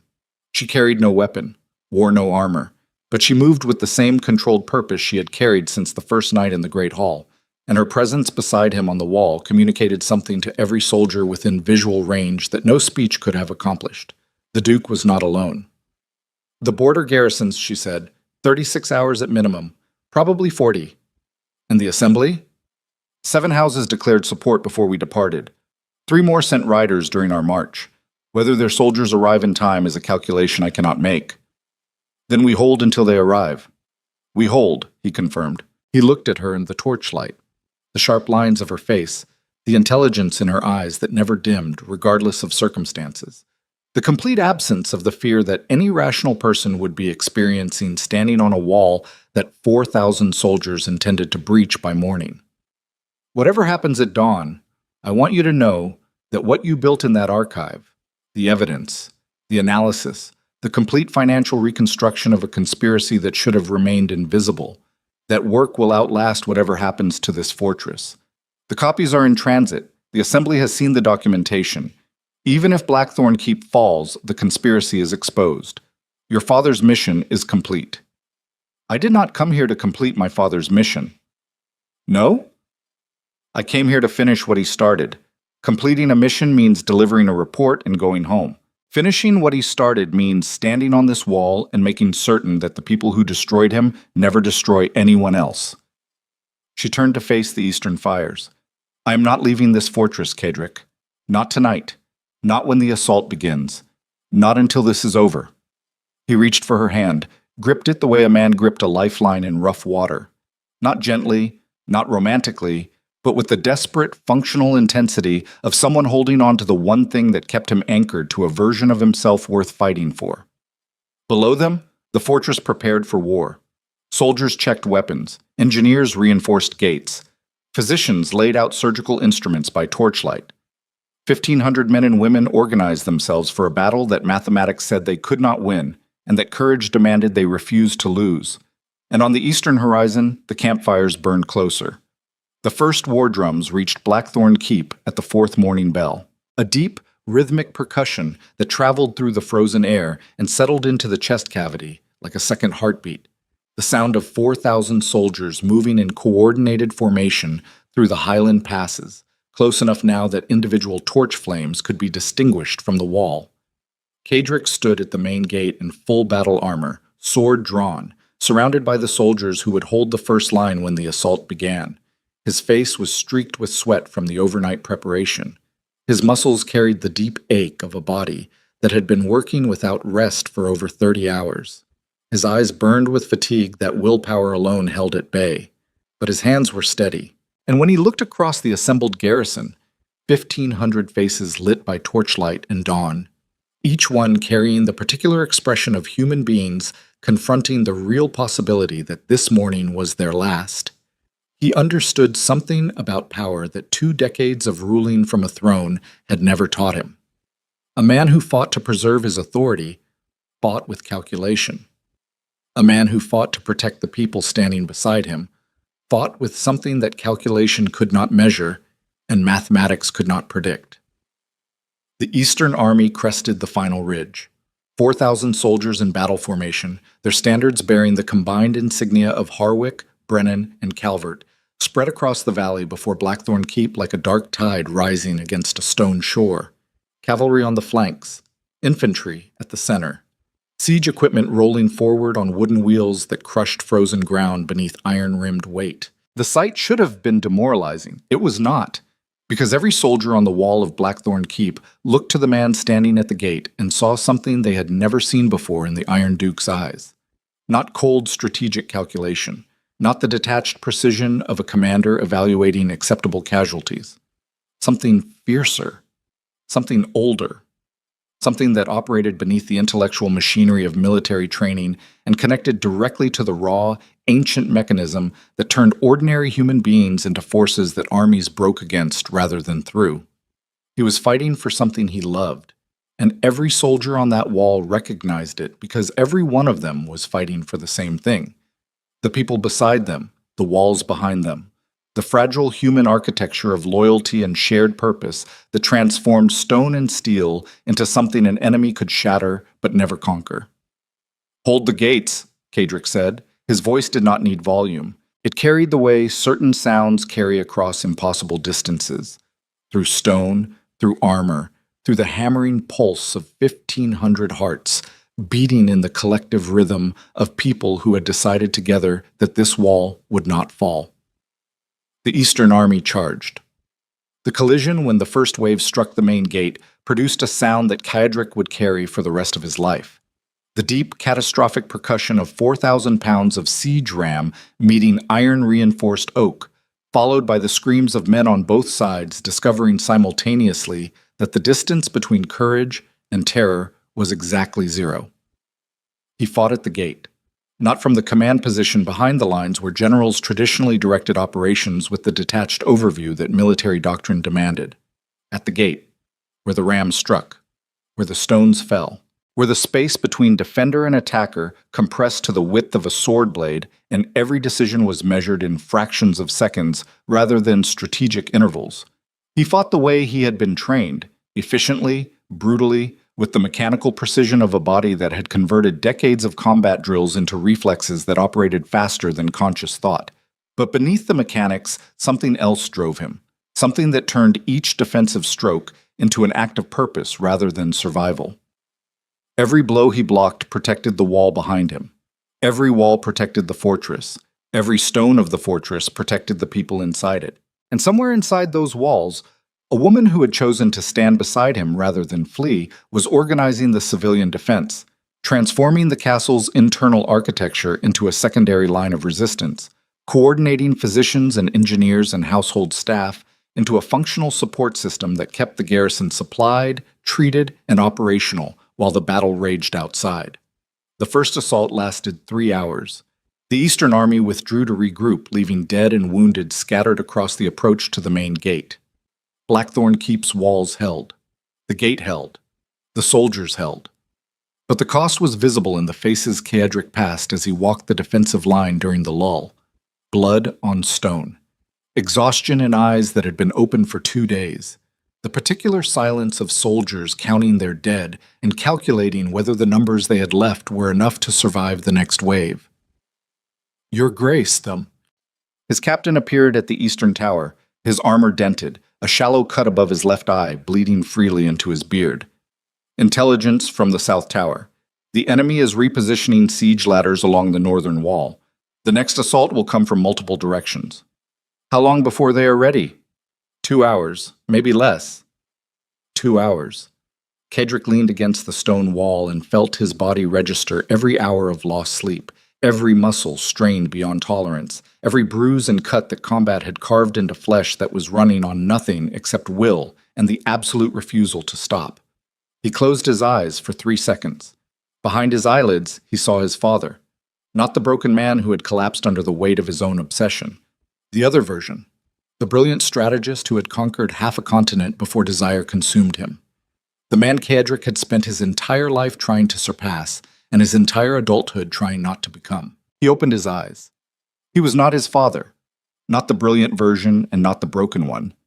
He He was something neither of those men had ever been, a ruler who had learned in the space of 72 hours that the thing he had spent decades defending against was the same thing that made defense meaningful in the first place. Redistribute the reserve forces, he said.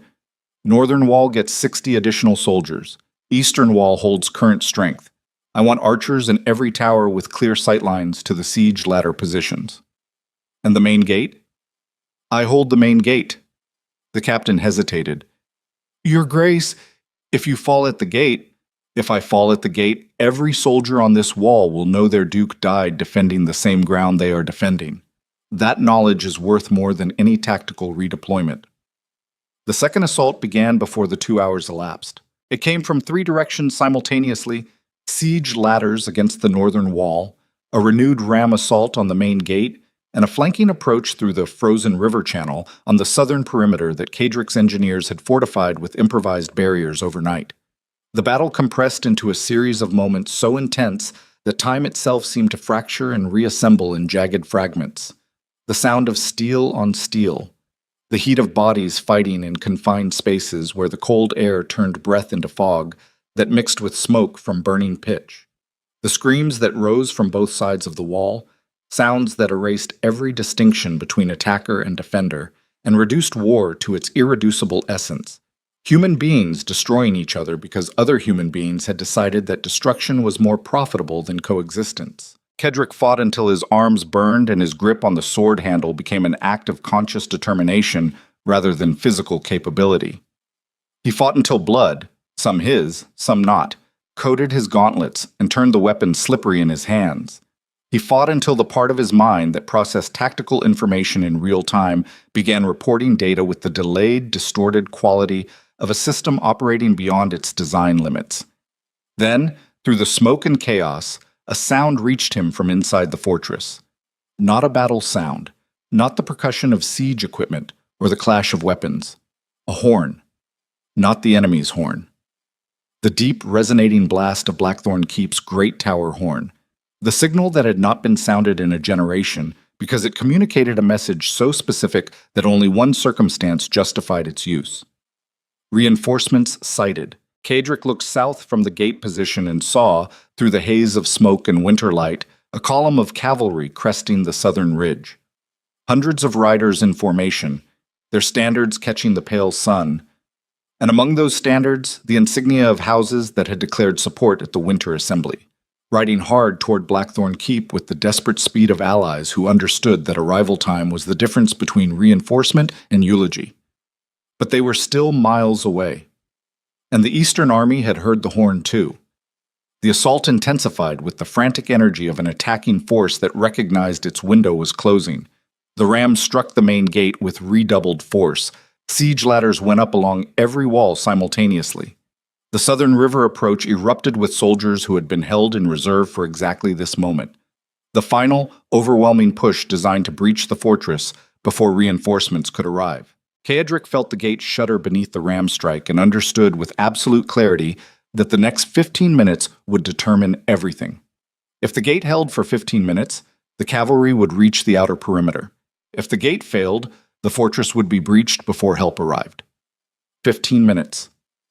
Every battle, every war, every conflict that shaped the course of nations ultimately compressed to a moment like this. A finite window of time during which the outcome balanced on a blade edge, and the only force capable of tipping that balance was the willingness of exhausted, bleeding, terrified human beings to hold their ground for one more minute, and then one more, and then one more after that. Kadrick planted his feet on the blood-slicked stone behind the gate and raised his sword with arms that screamed against every movement.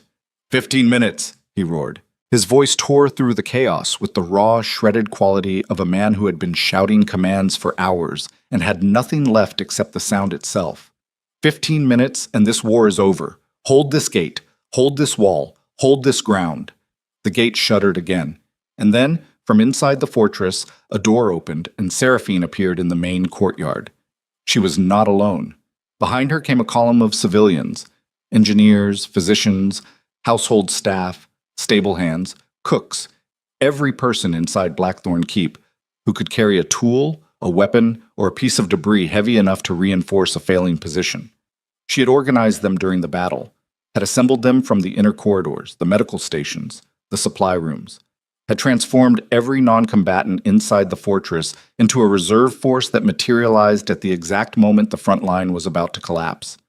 They poured toward the gate, civilians carrying timber beams to brace the failing hinges, engineers dragging chains to anchor the gate frame to the courtyard pillars, physicians pulling wounded soldiers from the line and replacing them with men and women who had never held a weapon in combat, but who understood that the wall behind them contained everything they had ever built and everyone they had ever chosen to protect. Kadric saw her through the smoke, saw her directing the civilian deployment with the same composed authority she had used to dismantle Lord Harwick's trade proposal in the council chamber, saw her hands, the same hands that had traced financial columns in candlelit archives, lifting a timber brace into position against the gate while siege impacts shook dust from the walls. And in that moment, with blood running into his eyes and his body failing and the gate screaming under impacts, it was never designed to sustain. The Duke of Blackthorn understood the answer to the question he had been asking since the night Seraphine Evermont walked through his gates. Power was not the capacity to stand alone against every threat. Power was the capacity to build something worth standing beside. The gate held. The gate held, and the cavalry from the southern ridge struck the eastern army's flank like a hammer, finding the exact fracture line in stone that turned solid mass into rubble. 300 riders from House Varen and House Morrigan crashed into the siege formation with the devastating momentum of a mounted assault aimed at troops already committed to a frontal attack and unable to reposition in time. The impact rippled through the Eastern Army's left flank like a shockwave, collapsing infantry formations that had been braced for wall assault rather than cavalry engagement, scattering siege crews who abandoned their equipment and ran for the tree line rather than face armored horsemen at close range. Kadric felt the pressure on the gate release before he understood why. The ram strike stopped. The screaming shifted direction. No longer the concentrated fury of an assault focused on a single breach point, but the dispersed, chaotic sound of an army losing cohesion as its operational plan disintegrated under an attack it had not anticipated from a direction it had not secured. He pushed forward through the gate, with the 30 soldiers still standing behind him, and saw the battlefield transform in real time. The Eastern Army, designed for siege operations against a fixed defensive position, fractured into disconnected clusters as cavalry swept through gaps in its formation. Officers screamed orders that could not be heard above the collision of mounted and dismounted combat. Standards fell. Command chains severed, and then the second column appeared. From the western approach, a route the eastern commanders had dismissed as tactically irrelevant because it wound through narrow forest roads unsuitable for large formations. 200 infantry soldiers wearing the colors of the border garrison emerged in disciplined ranks. Not the full garrison force, which was still 30 hours from arrival. An advance element. Fast-marching scouts and light infantry who had been pushed ahead of the main column at a pace that would have killed lesser soldiers. 200 was not a decisive number. But 200 fresh soldiers arriving from an unexpected direction against an army already reeling from a cavalry assault on its opposite flank produced a psychological impact that exceeded their tactical value by an order of magnitude. The Eastern Army was surrounded on 3 sides with a fortress wall on the 4th. The collapse happened faster than anyone on either side had predicted. Military formations that had maintained disciplined cohesion through hours of siege warfare disintegrated into individual survival decisions as soldiers calculated the difference between organized retreat and desperate flight, and chose flight. Officers who tried to rally their troops found themselves commanding empty ground as units melted into the surrounding forest with the speed of men who had decided that the cause they were fighting for was not worth the death approaching from multiple directions. By the time the winter sun cleared the mountain peaks and flooded the valley with cold, brilliant light, the Battle of Blackthorn Keep was over. Not with a dramatic final confrontation, not with a decisive duel between commanders. With the slow, grinding cessation of violence that characterized most actual military engagements, clusters of fighting dying down one by one as Eastern soldiers surrendered, fled, or simply stopped moving. The battlefield quieted in stages, the way storms pass, leaving behind a landscape altered in ways that would take years to fully comprehend. Kadric stood at the main gate and watched the last organized resistance dissolve into scattered figures, disappearing into the tree line. His sword arm hung at his side. The blade was nicked and dulled from hours of use, its edge carrying the specific damage that came from meeting armor, bone, and oak at full force repeatedly until the steel itself grew weary. His body registered pain from locations he could not immediately catalog. A deep ache in his left shoulder where a siege stone had grazed his armor. A burning laceration across his right forearm where a blade had found the gap between gauntlet and vambrace. And a pervasive exhaustion that settled into his joints and muscles with the finality of a man whose body had maintained combat readiness for over 40 hours and was now informing him, with the blunt honesty of physical systems, that the account was overdrawn. He lowered himself onto the stone step at the base of the gate and sat in the blood and debris of a battle his fortress had survived. Around him, soldiers moved through the aftermath with the particular combination of urgency and disorientation that followed intense combat. Physicians reached the wounded. Engineers assessed structural damage to the gate and walls. Officers conducted head counts that would reveal the cost of survival in the most brutal currency available, the number of names that would not answer when called. Seraphine found him there. She emerged from the fortress interior still wearing the clothes she had worn during the civilian deployment, now darkened with dust and the particular grime that accumulated from hours of physical labor in a stone corridor under siege conditions. Her hands were raw from handling timber braces. Her hair had long since abandoned any arrangement and fell in dark strands across a face that showed the combined effects of exhaustion, adrenaline withdrawal, and the specific expression of a person processing the reality of what they had just survived. She sat beside him on the step without speaking. For a long time, minutes that felt like something beyond measurement, they simply existed in the aftermath together, breathing air that smelled like smoke and iron, and the cold mineral scent of stone that had absorbed the heat of burning pitch and was slowly releasing it into the winter morning. Watching soldiers carry wounded through the courtyard, listening to the sounds of a fortress beginning the long, painstaking process of accounting for what it had lost and inventorying what remained. "How many?" Seraphine asked eventually. "I do not know yet." Kadrick's voice carried the raw, abraded quality of vocal cords that had been screaming orders for hours.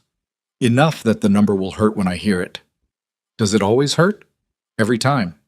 He looked at his hands, gauntleted, blood-crusted, resting on his knees with the heavy stillness of instruments that had been used for their designed purpose, and were now confronting the gap between function and feeling. "My father told me once that the day a commander stops feeling the weight of his casualties is the day he becomes dangerous to his own people. I spent 20 years believing he was wrong, believing that emotional detachment was the only way to make decisions that required accepting loss. And now? Now I understand what he actually meant. The weight is not a weakness. The weight is the mechanism that keeps a ruler human. Remove it, and you can make any decision without flinching. But the decisions you make without flinching are the ones most likely to require flinching." She leaned against the gatepost.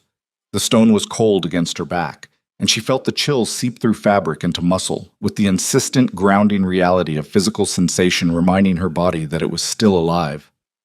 "Your father understood more than you give him credit for." "My father understood everything except himself." That is the particular tragedy of brilliant men. They can analyze every system in the world except the one operating inside their own chest. Kadrick turned his head and looked at her.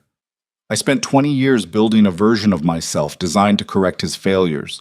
No emotional attachment, no vulnerability, no connection deep enough to compromise judgment, and in 72 hours, every assumption underlying that design was exposed as architecture built on the wrong foundation.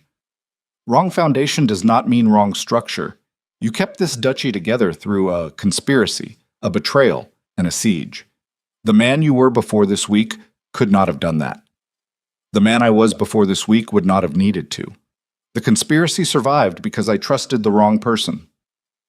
The betrayal occurred because my security architecture was built around a single point of failure. The siege happened because my response to the conspiracy forced the enemy to accelerate a timeline I should have preempted." He exhaled slowly. "I am not absolved by the outcome. Surviving a crisis you contributed to is not the same as preventing it. No one prevents every crisis.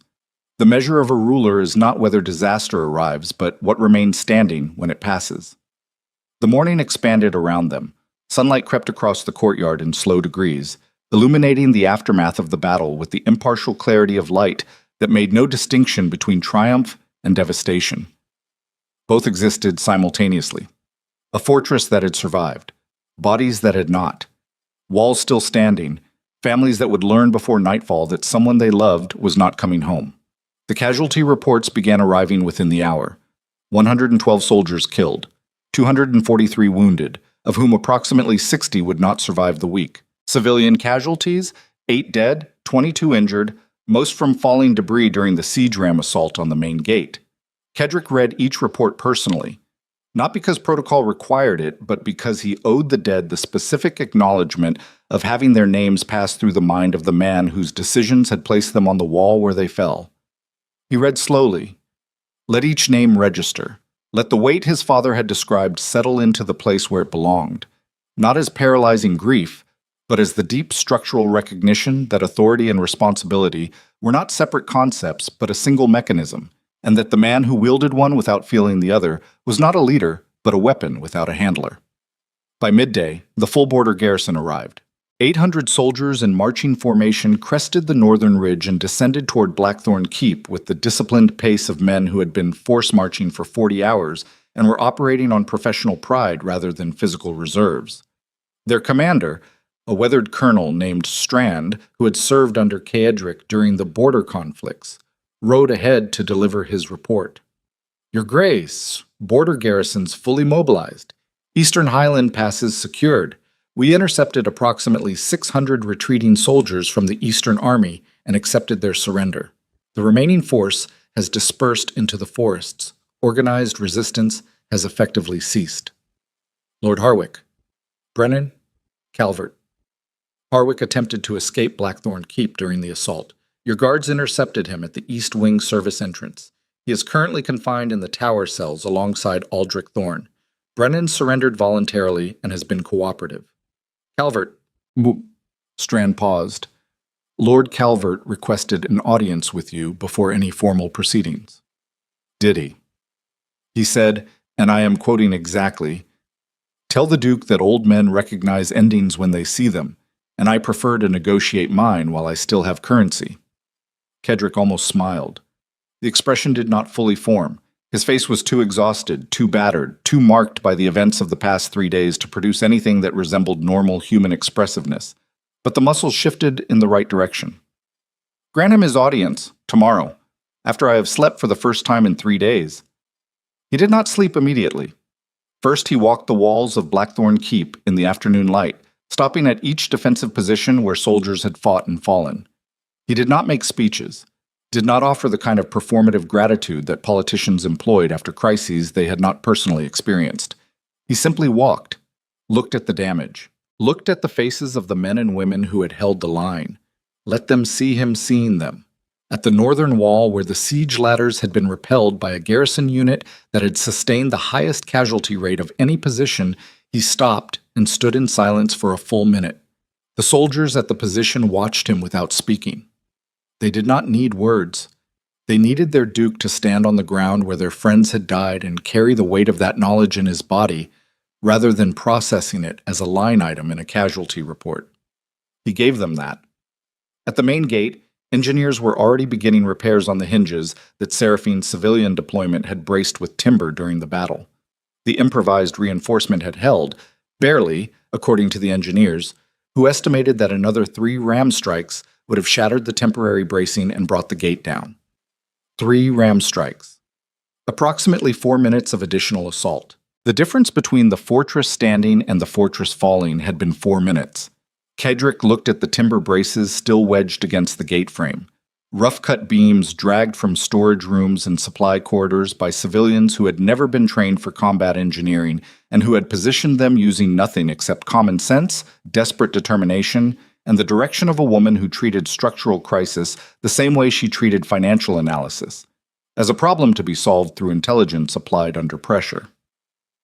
4 minutes. The margin between everything and nothing, held together by people who chose to act when acting seemed futile.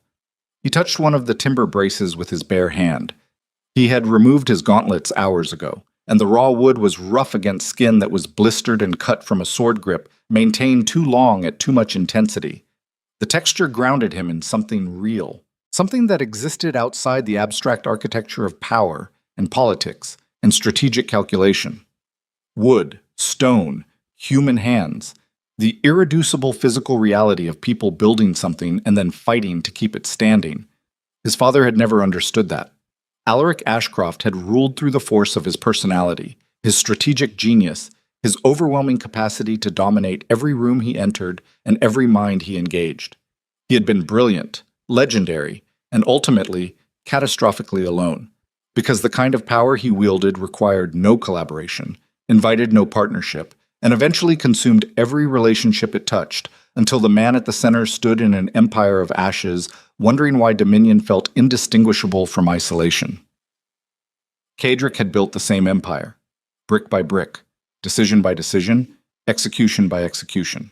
He had constructed a duchy that functioned with mechanical efficiency, maintained through fear and discipline and the absolute certainty that the man at the top required nothing from anyone except compliance. And it had nearly killed him. Not the conspiracy, not the siege, not the 4,000 soldiers who had marched against his walls. Those were external threats, the kind of danger that a man built for combat could meet and overcome through the application of skill, will, and superior tactical positioning. What had nearly killed him was the architecture of isolation itself. The carefully maintained distance between himself and every person in his domain that he had believed was strength, but was actually the single greatest vulnerability in his entire defensive structure. Because a man who trusted no one could be managed by anyone willing to invest enough time in becoming indispensable. A man who needed no one could be surrounded by enemies wearing the faces of servants. A man who believed that connection was weakness had already been defeated before the first blow was struck. He simply had not received the notification yet. Aldrich had exploited that architecture for 43 years, not because the steward was uniquely cunning, because the architecture itself was designed to be exploited. A system built on a single man's judgment, filtered through a single trusted intermediary, with no redundancy, no independent verification, and no relationship deep enough to provide an alternative perspective. That system was not a fortress. It was a trap with the door hanging open, waiting for someone patient enough to walk through it. Cadric had built his own trap, and then spent 20 years standing inside it, congratulating himself on the thickness of the walls. The audience with Lord Calvert took place in the small council chamber the following morning. Cadric entered rested for the first time in days. Though rest was a relative term, he had slept for 6 hours and woken with the deep, full-body ache of a man whose physical systems were processing 3 days of accumulated damage with the methodical thoroughness of biological accounting. Every joint protested, every muscle registered complaint. The cut on his forearm had been stitched and dressed, and the bandage pulled against his skin with each movement as a constant, useful reminder that survival had a texture. Calvert sat at the council table with the unhurried composure of a man who had decided that dignity was the only possession worth maintaining when all other possessions had been forfeit. His ancient hands rested flat on the stone surface. His eyes, sharp, calculating, carrying 6 decades of aristocratic survival behind their pale surface, tracked the Duke's entrance with the attentive stillness of someone who had been studying powerful men since before the current Duke was born. "You look terrible," Calvert said. "I survived a siege. You are in a cell awaiting charges of treason. Neither of us is in a position to critique appearances." "Fair." The old lord inclined his head. "I requested this audience because I believe I have information you need, and because I prefer negotiating while I still have something to offer, rather than after I have been stripped of everything and reduced to begging." "Speak." The conspiracy was never Harwick's operation. Harwick is ambitious, greedy, and competent enough to manage a financial fraud scheme, but he lacks the strategic vision for something of this scale. The operation was designed and directed by someone significantly more powerful. Who? Magistrate Doorn, the Crown's representative at the Winter Assembly. Appointed to the royal court 6 years ago through a nomination process quietly managed by commercial interests connected to the Eastern maritime trade. His position gave him access to royal intelligence, legal authority to suppress investigations, and the institutional credibility to issue documents like the treason charges filed against you, charges he authored himself using intelligence provided by your steward. Cadric processed this without visible reaction. The information reorganized his understanding of the conspiracy's architecture with the satisfying precision of a final piece, completing a pattern he had been assembling for days. You are telling me the crown itself was compromised. I am telling you that one man inside the crown's legal apparatus used his position to protect a conspiracy that served his personal financial interests. The crown as an institution was not compromised.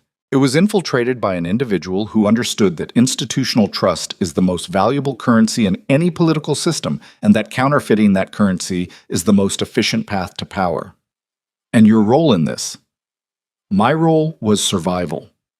When a man my age is presented with evidence that the existing power structure is being reorganized by forces he cannot resist, he has two options: resist and be destroyed, cooperate and maintain enough position to influence the outcome. Calvert met the Duke's eyes without flinching. I chose cooperation. I am not proud of it. But I am alive, which is more than can be said for the last 3 lords who attempted to resist Dorn's network independently. You could have come to me. You were inside Aldrich Thorne's information bubble. Every communication that reached you was filtered through a man working for the other side. Coming to you would have meant trusting that my warning would reach your actual ears rather than being intercepted, rewritten, or simply deleted by the most effective intelligence officer in the kingdom. The silence held for 10 seconds. What do you want? Kedrick asked. I want to not die in a cell. Beyond that, I defer to your judgment. You have earned that deference, not through this conversation, through the fact that you held a fortress against 4-to-1 odds, with a garrison that should have broken in the first hour and did not because every soldier on that wall was fighting for a duke who was fighting beside them rather than behind them. Calvert's voice carried the weight of a man offering genuine respect for the first time in a long career built on strategic flattery. Alaric would have directed the battle from the tower. You bled at the gate. That distinction matters more than any political calculation I can offer. Kedrick stood. You will remain confined until the tribunal. Your cooperation will be noted. Your testimony against Dorn will determine the terms of your future. Acceptable. And Calvert, Your Grace, if I discover that anything you have told me is inaccurate, the tribunal will become unnecessary. Understood. The tribunal convened 3 weeks later in the Grand Cathedral, under conditions that bore no resemblance to the chaotic assembly Kedrick had crashed with 300 soldiers and a desperate gamble. This time, the proceedings were organized with the meticulous precision of a legal process designed to establish a new precedent for how the kingdom handled institutional corruption. Seraphine had spent the intervening weeks working with financial officials from 7 allied houses to verify every element of the evidence independently, producing a documented case so comprehensive that the defense attorneys appointed to represent the accused spent their first day reviewing materials and their second day advising their clients to cooperate. Magistrate Dorn was arrested at his estate 3 days after the siege, attempting to destroy financial records that had already been copied and distributed. His trial lasted 4 days. The evidence was overwhelming. The verdict was unanimous. Lord Harwick received a sentence that stripped his family of titles, lands, and commercial holdings accumulated through 3 generations of legitimate enterprise and 3 years of systematic fraud. Count Brennan, whose involvement proved more peripheral than the initial evidence suggested, lost his military rank and commercial licenses but retained his family estate under supervised governance. Aldrich Thorne's case was the one Kedrick handled personally, not in the tribunal, in the tower cell where the old steward had been confined since his arrest. Kedrick entered alone. No guards, no witnesses, no institutional apparatus mediating the conversation between a duke and the man who had shaped his entire adult life while simultaneously undermining everything that life was built upon. Aldrich sat on the stone bench with his hands folded in his lap and his back straight against the wall. 3 weeks of confinement had not diminished his composure. If anything, the absence of his steward's role had revealed something more essential beneath. The posture of a man who had carried the weight of a 43-year deception and was now experiencing the particular relief of no longer needing to maintain it. Have you come to execute me? Aldrich asked. I have come to understand you. Understanding me is simple. I believed I was protecting this duchy from the same catastrophe that destroyed your father.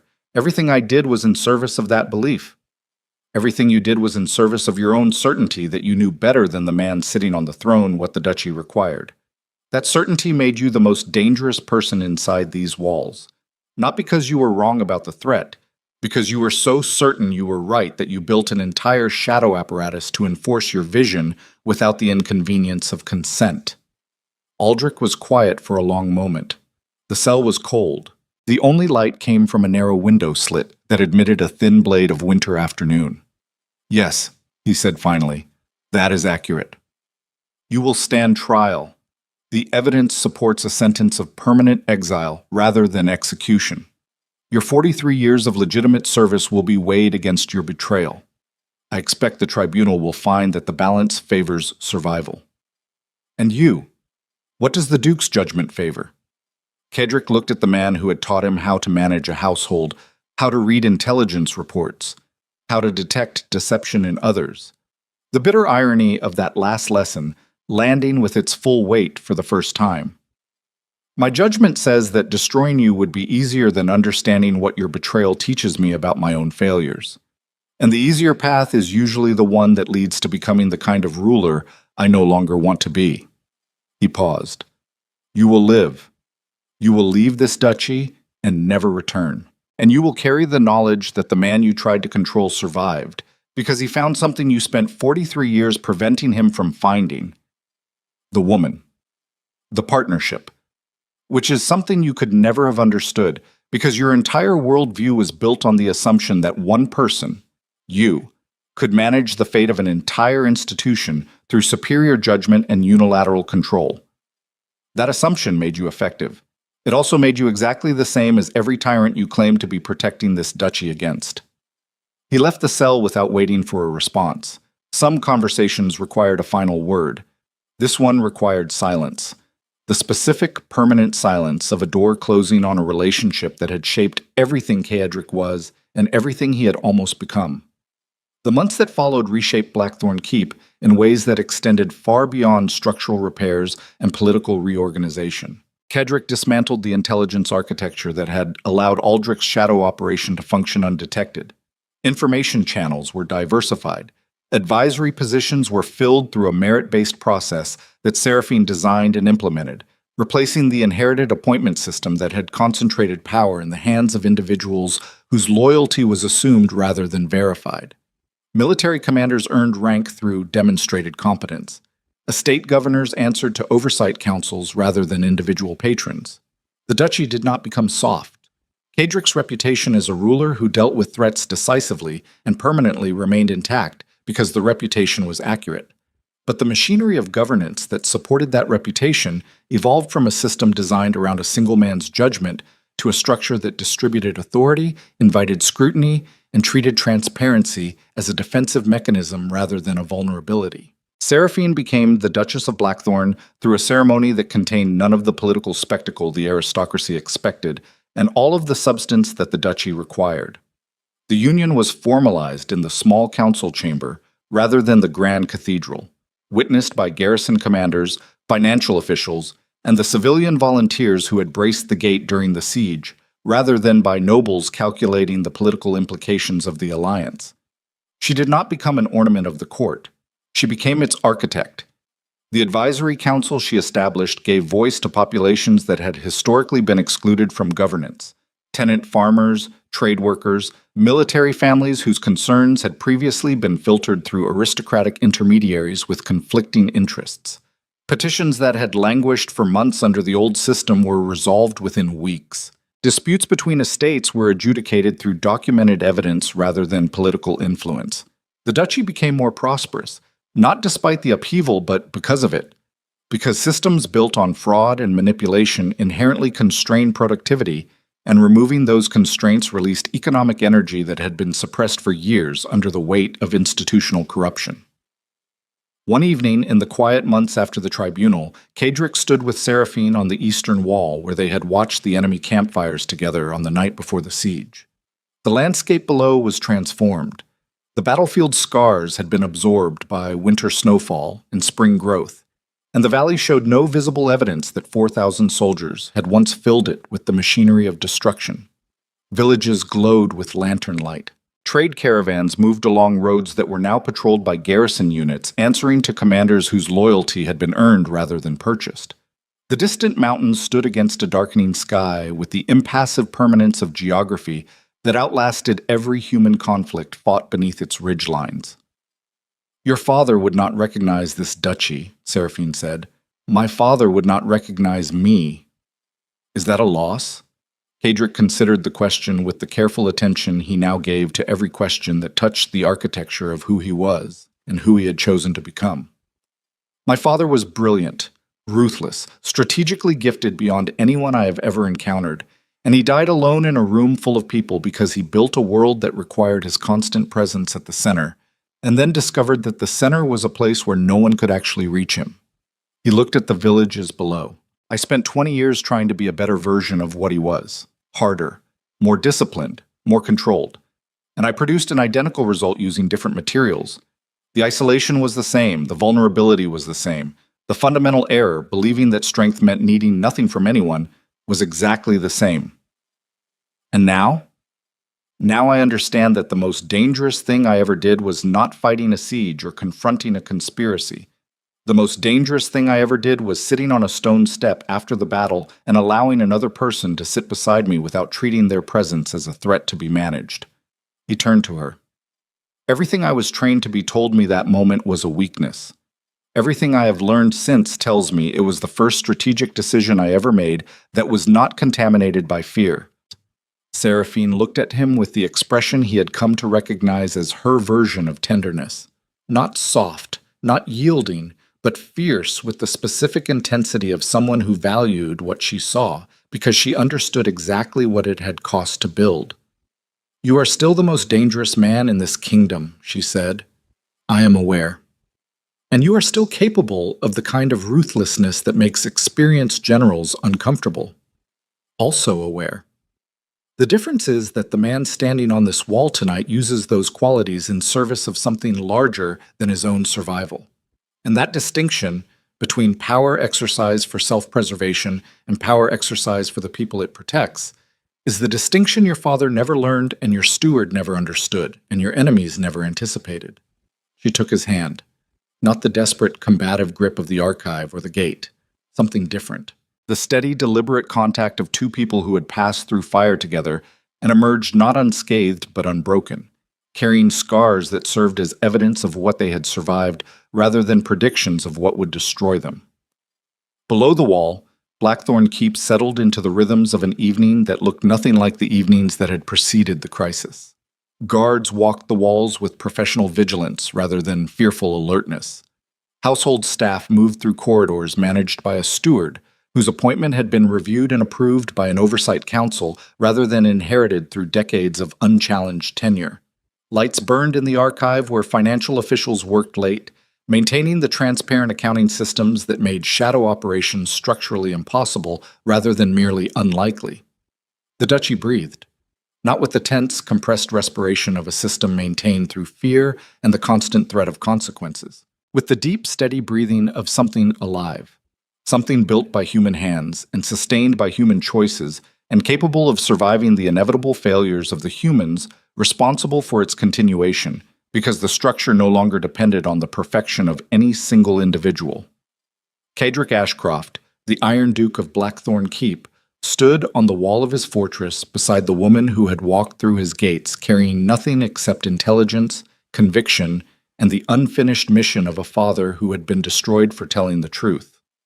He had entered this story believing that power meant possession, that strength meant isolation, that the capacity to stand alone against every threat was the highest achievement a ruler could attain. He had been wrong. The highest achievement was not standing alone. It was building something strong enough to survive the moment you stopped pretending that alone was enough. The winter sky darkened above Blackthorn Keep. Stars appeared in configurations that had watched over this valley since before the first stone was laid and would continue watching long after every duke, every duchess, every conspiracy, and every act of courage had passed into the deep silence of history. But tonight, the fortress was warm, and the two people who ruled from its walls did not stand above their domain looking down. They stood within it, part of the structure they had nearly died to protect, inseparable from the stone.